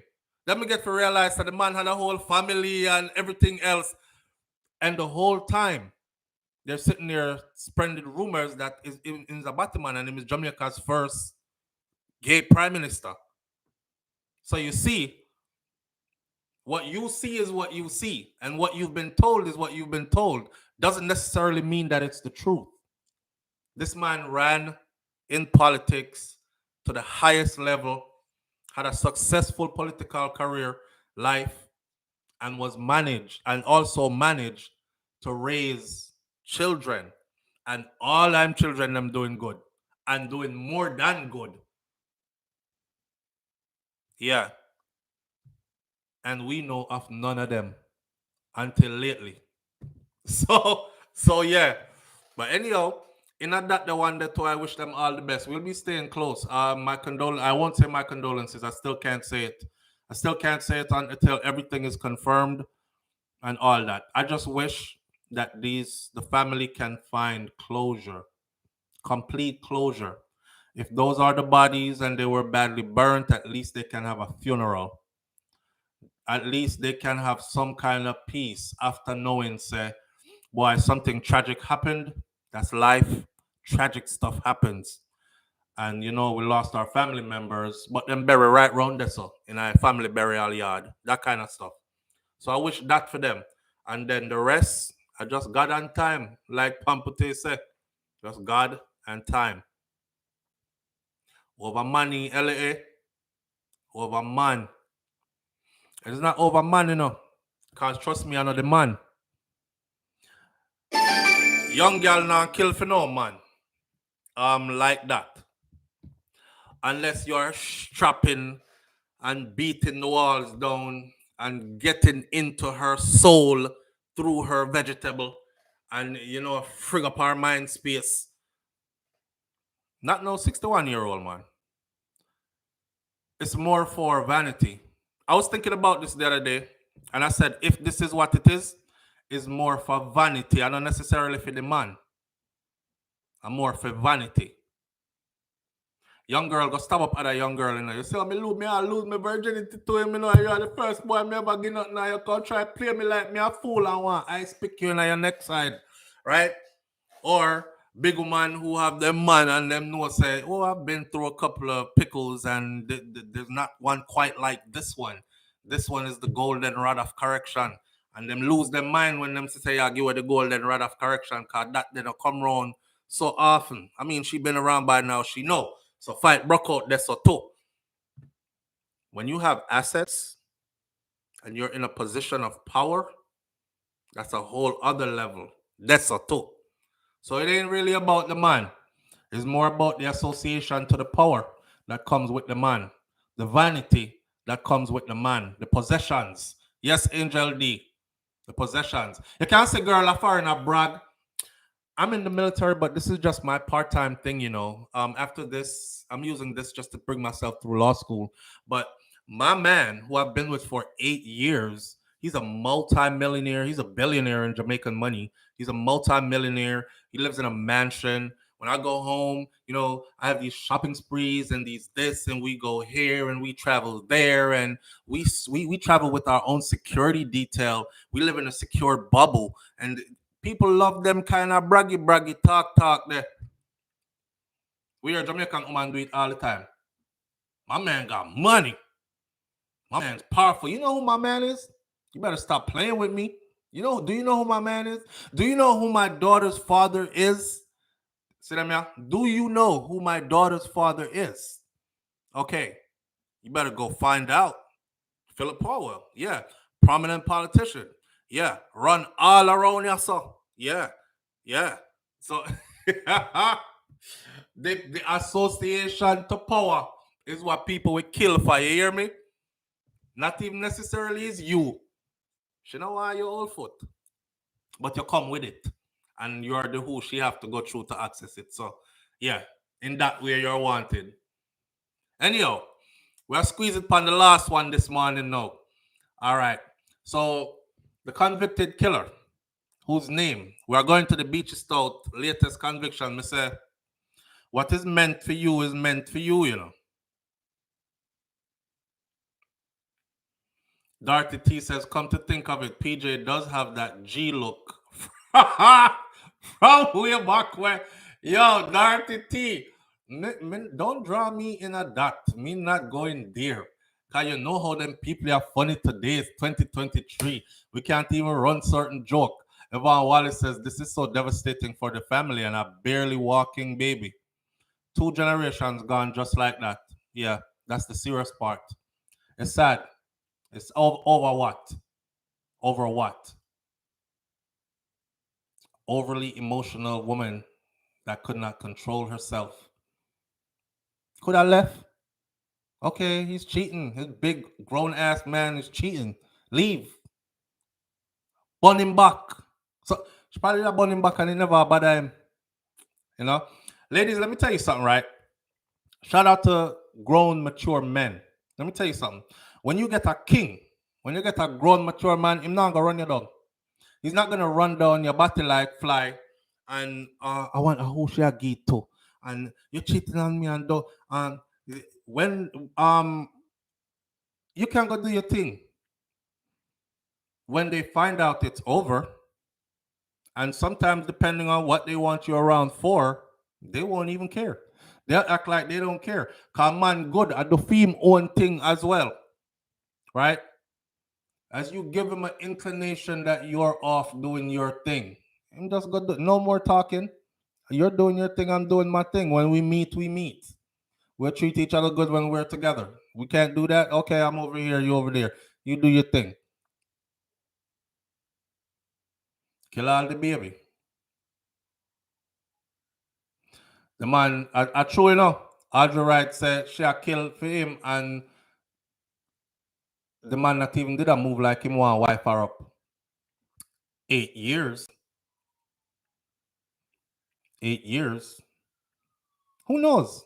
He's probably, remember, you know, the man didn't marry before, you know. And one thing about being married before is you know what marriage is now.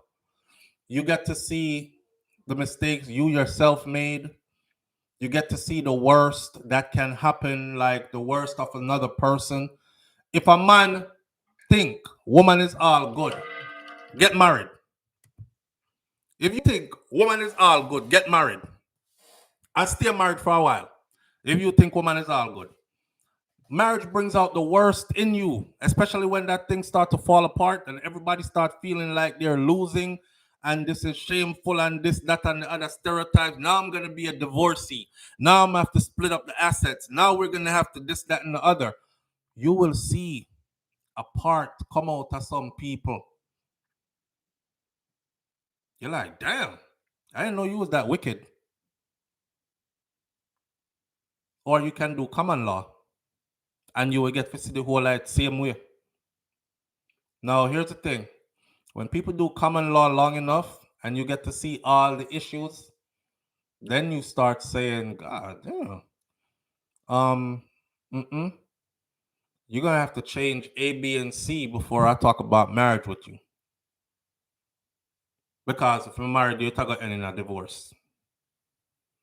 So that's why people end up together for years and they don't get married.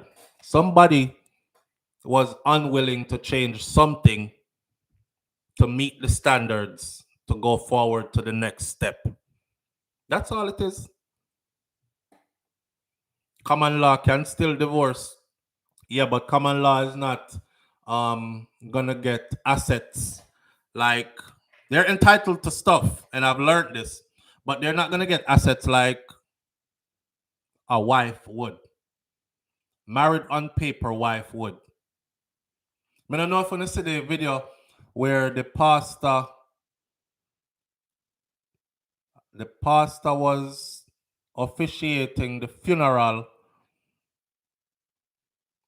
and the pastor turned around and pulled out a ring, got down on one knee and proposed to the widow as she was crying at her husband's funeral. Y'all seen that? And no, it's not an acting video.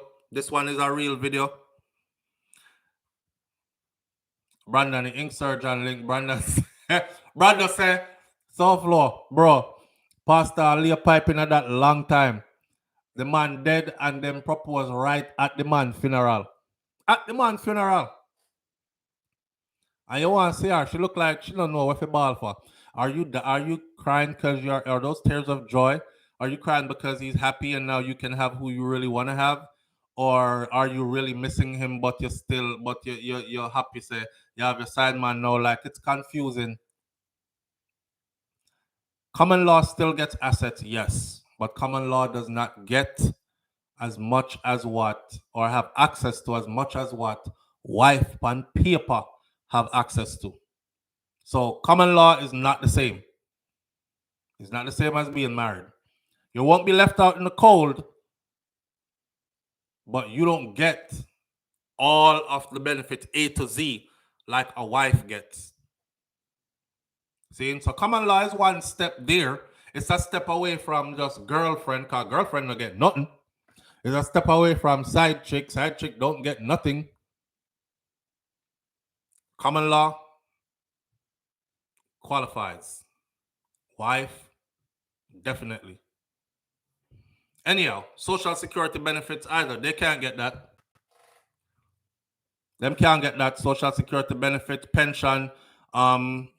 There's a couple of things they can't get. Let's move into the Beachy Stout trial thing now. Hitman details 4 attempts to kill Beachy Stout's wife. 4. I just said the pastor bowl in her ass. The man kneeled down and asked the widow to marry him right at the man's graveside. Pastor make sure him dead. A long time he want to do it, you know. I guess Papa was a bad man. He did afraid that Papa him have to wait till Papa lay down permanently. He couldn't wait neither. I want to make this official in front of the world. My baby. Oh, what is that sound? Is that your slippers? That was her. This earth, yeah. Humans.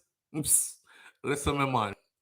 Anyways, the convicted contract killer, who's now a witness in the murder of trial of Portland businessman Everton Beachy Stout McDonald, he told the court on Monday that 4 failed attempts, and remember we did 2 failed attempts because he said twice before, right? Well, him tell of 2 more failed attempts. So what it seems like is they've been trying to kill this girl. And every time them did try, something would have happened where it didn't happen. Now, if you think about this, this is crazy. Imagine you move around every day. You don't know, so the people them next to you want to kill you, you know. And you just, by the skin of your teeth, you miss it Monday. By the skin of your teeth, you miss it Tuesday. By the skin of your teeth, you miss it Wednesday. And they might make after you every day. Damn. Boy, you better should it go be one good wife to the old man here, sir. Because at least people are going to say, boy, you know, you did young and you married a big old man, but you take care of your husband and you take your husband take care of you. You better it did work that way there. All the extracurricular activities was not worth this. Mrs. McDonald, who is the second wife of Beachy Stout, was murdered on July of 2020. The witness, Denvelin Minot, said that Denvelin Minot is the person who was originally contracted to do the killing. The one that he said Beachy told him that this is how he wants it done and he must do it. And I don't want you to give the job to nobody. Be give the job to somebody else, you know, because you look like you can't do it, right? And he said, him start beg him, don't give the job to nobody else, boss. Because a $3 million pay there. Don't give the job to nobody else. Me get it done. Me get it done. Delvalin said he and the co-defendant, Oscar Barnes, the one who is with Beachy now, they went to Beachy Stout's house on 4 different occasions to kill the wife. 4 different occasions they went to the house to kill the wife. He recalled one night in February when he and Barnes waited for almost 2 hours for Mistress McDonald to arrive at the house in Dolphin Bay, Portland, staking out in the bushes, waiting for 2 hours. He said they entered from the backyard, from the back of the yard, and them jump a fence. And they were waiting patiently in the garage. They accessed the house, they went into the garage. They was waiting patiently in the garage. But Minot said that he received a call from Beachy Stout while he was waiting in the garage, instructing him to stand down. He said, why? He said, because somebody see you know. Somebody saw you know when you come in from the back, jump over a fence and stuff. So stand down. After that call, he said that 2 vehicles shortly after approached the house. Mistress McDonald, she was driving a bus. And Beachy, he was in a white Toyota Axio. And they arrived at the same time at the house. Minot said that Beachy came out of the car and him gave him a signal to move to the back of the yard. And then Beachy just went inside the house with his wife. While we were at the back of the house now, he claimed that he received a phone call from Beachy. And it said, me no tell you, say, me no want no 2 something or no 3 something, you know. Are you alone, me say, if you do it? Me no tell you, say, I read it to you, know. Me no tell you, say, me no want no 2 something or no 3 something. Are you alone if you do it? At this point, Minot said he admitted he lied to Mr. Beachy Stout. Him say, I'm me alone there around here. But remember, 2 of them jumped the fence, him and the other one, right? So I lied to him on the phone and said, I'm me alone there around here. But I don't know if camera picked them up going over the fence. That's how you, or somebody, neighbors call and say, yo, somebody jump over your fence. Me say, 2 man just jump your fence. That's why I called him and said, me not tell you, say, are you alone? Me no want no 2 man something or 3 man something. He's a smart man too, you know. If this is allegedly, if all this alleged stuff is true, because you don't want a bag of man doing this for you. You want one person. That way if things get rough, you just dash with that one person there. But if you have a bag of people do it for you, somebody is going to break under pressure when police come down. And say, let me tell you how it happened, officer. At this point, Minot admitted to lying to Mr. Beachy Stout. He said, I'm me alone there around here. The prosecutor asked Minor, why did you lie? Why you says you alone around there? And he responded and said, because Beachy did tell me, say, I must not carry anyone go around at the yard. Me alone for go around there. But me carry this man, Oscar Barnes, with me. So me have to lie and say I'm me alone. He said that Beachy told him later, him said, right now that can't go on, you know. That can't go on again because somebody see you know. Minot said that when he got home that night, he received another phone call from Beachy telling him, you have to take her somewhere else and go kill her, you know. Can't do it around the house. You have to take her. Remember, you know, the plan was to do it in the front yard of the house. So it looked like a robbery, right? Somebody trailed her from the business, robbed her at the house. But after people don't see you no jump the fence and funny movements around the house, him say, you have to take her somewhere else, go kill her, you know. And then he said, me need to forget the girl dead, you know. I wonder if the whole time she was loving on him, trying to make things right. Or she probably did still go on with her attitude and self. You have to take her somewhere, go kill her. You can't do it around here, you know.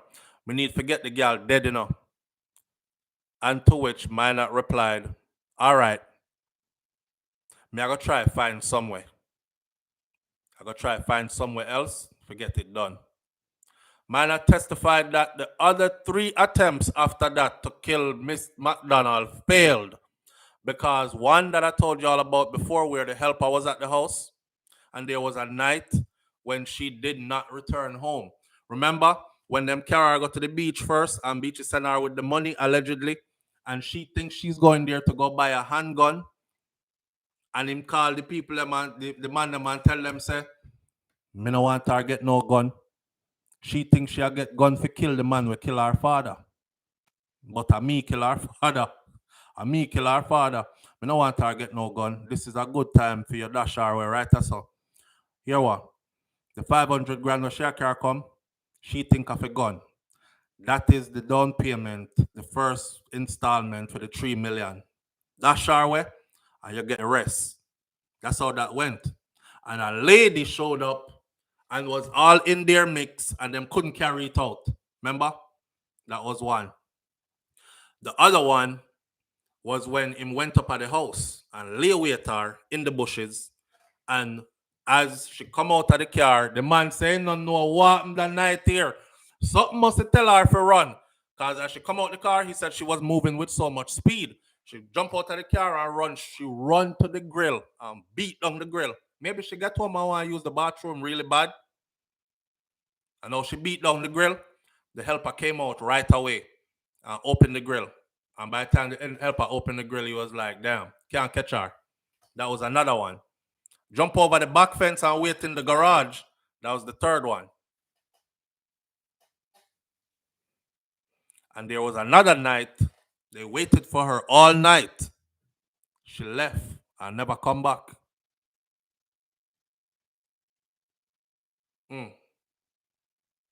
The body of her was found. You all know how she was. We don't have to keep going over how she was found and all these other things.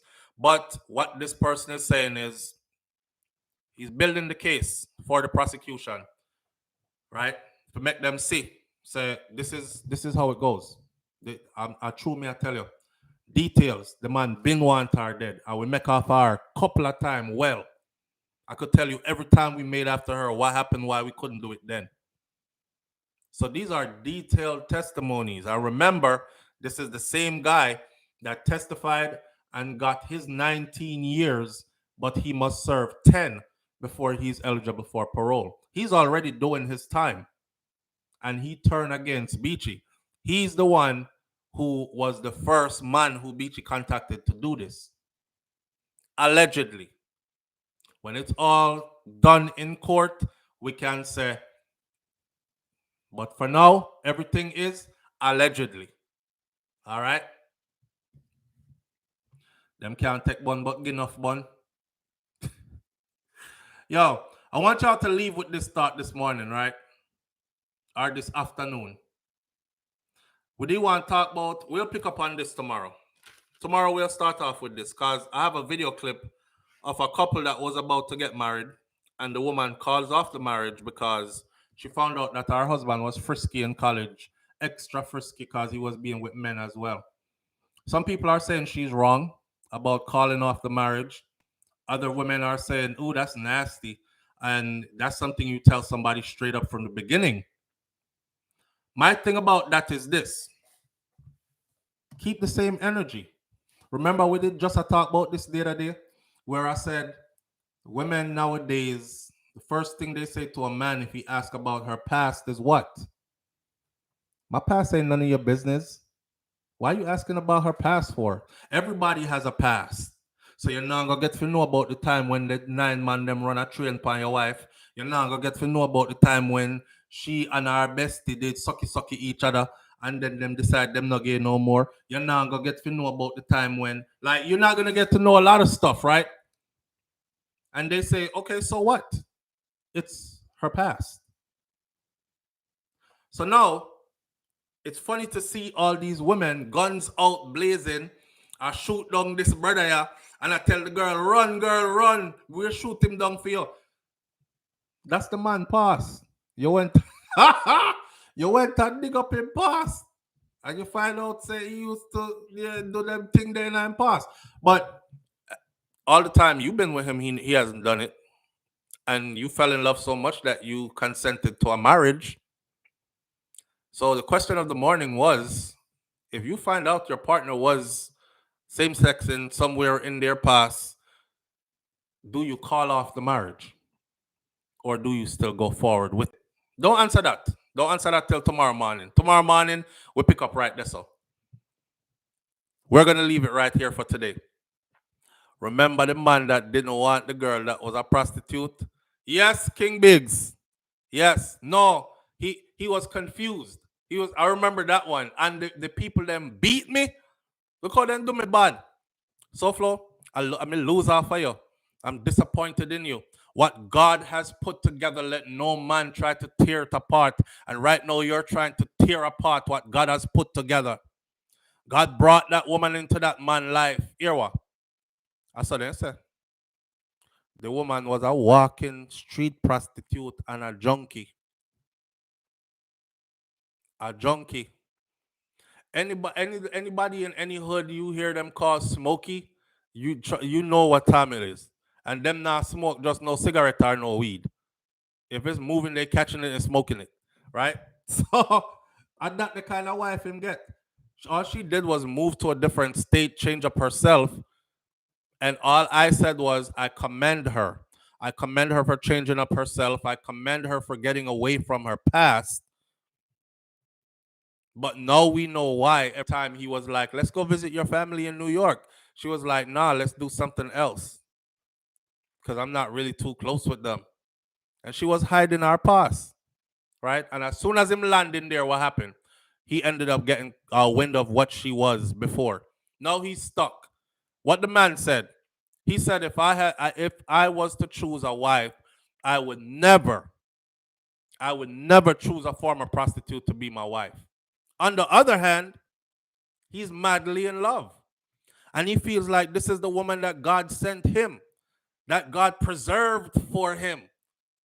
And the crack did that preserve our brother. You ever see some of them crackhead there, them skin look like it don't age. Is the crack was preserving her. And cock was preserving her. She was it wasn't God. She was out here prostituting. And she tricked her way into this man's life. And him put a ring on it. And the best wife ever. And then wicked woman, I talk about SouFLo wicked because him say him would have divorced. I'm telling the man to divorce. Because you don't know, listen, I would divorce because my mind now, I was already not asking you any questions about your past. I understand we both weren't virgins when we first met. So you know, in my mind, me concede, say, well, you know, the thing's still tight and good and these things, she not wreck out. So I'm good with that. I'll leave it at that. But to come find out, say, you was a car hopper? You was going from car to car, house to house, hand to hand, man to man. No, sir. No. And had a pimp. And had a pimp. I remember the story. You know, females that have a pimp, them life rough. Pimp be like, get your ass out the house, bitch. And don't come back till you meet my quota. What's your quota, daddy? It's $2,500 today. Daddy need new gators. I need new rims for the car. I'm gonna take you shopping too, ho. she can't come back in that house until she make 2,500 for a day. You know how much licky sucky ride on she have to go do to get for this amount of $2,500 for a day? And Carrot go give a man. And he gives her drugs that she's on, and him give her a little small change and keep the rest for himself. A woman of that mentality, I'm sorry. I don't want you as a wife. You went way down that rabbit hole. You could stay down there for me. I'm good. And I, like I said before, I'll give you all the compliments for changing your life around, because it ain't hard. It's not easy to come back from something like that when you go way down there. So. But you could have told me. I would have never wifed you. I would have never wifed you. Mervyn the Point, Jamaica curse that he married a different woman. Yeah, man. Yeah, right. All them spirits still in that woman. He ain't married no different. He married the same woman. Same woman. She is just conniving enough to keep that part of her out the way. For now. For now. And that's why she not marry him. I don't think you marry no different woman. I see him, woman. Certain things you do in a life, you can't get rid of it here, man. That's staying you forever. Staying you forever. Not one man in here can tell me some man climb on your back already and dig up round your back part. And now you're a changed man. I don't know. If you go down certain road, you're gone. That's me in my book. There's certain things you cannot undo. That is why we're ending this morning by saying actions have consequences, and you need to think about the consequences before you engage the actions. Also, remember, karma is real. Yes, never misses an address. So think about the things you do before you go doing things that will cost you later on. All right? She con him that way. With that said, have a wonderful day. Manners and respect to each and every one of you. Thank you for being here. I appreciate you greatly. I see the thumbs ups going up. I'll ask before you leave that you hit the thumbs up button. It's 1,485 people in here. It's 677 thumbs up. Get my thumbs up to at least 1,000, please. And thank you. And I'll see you tomorrow morning right here on Morning Thought, if God spare my life. One love, people. Walk good. I'm out. Peace.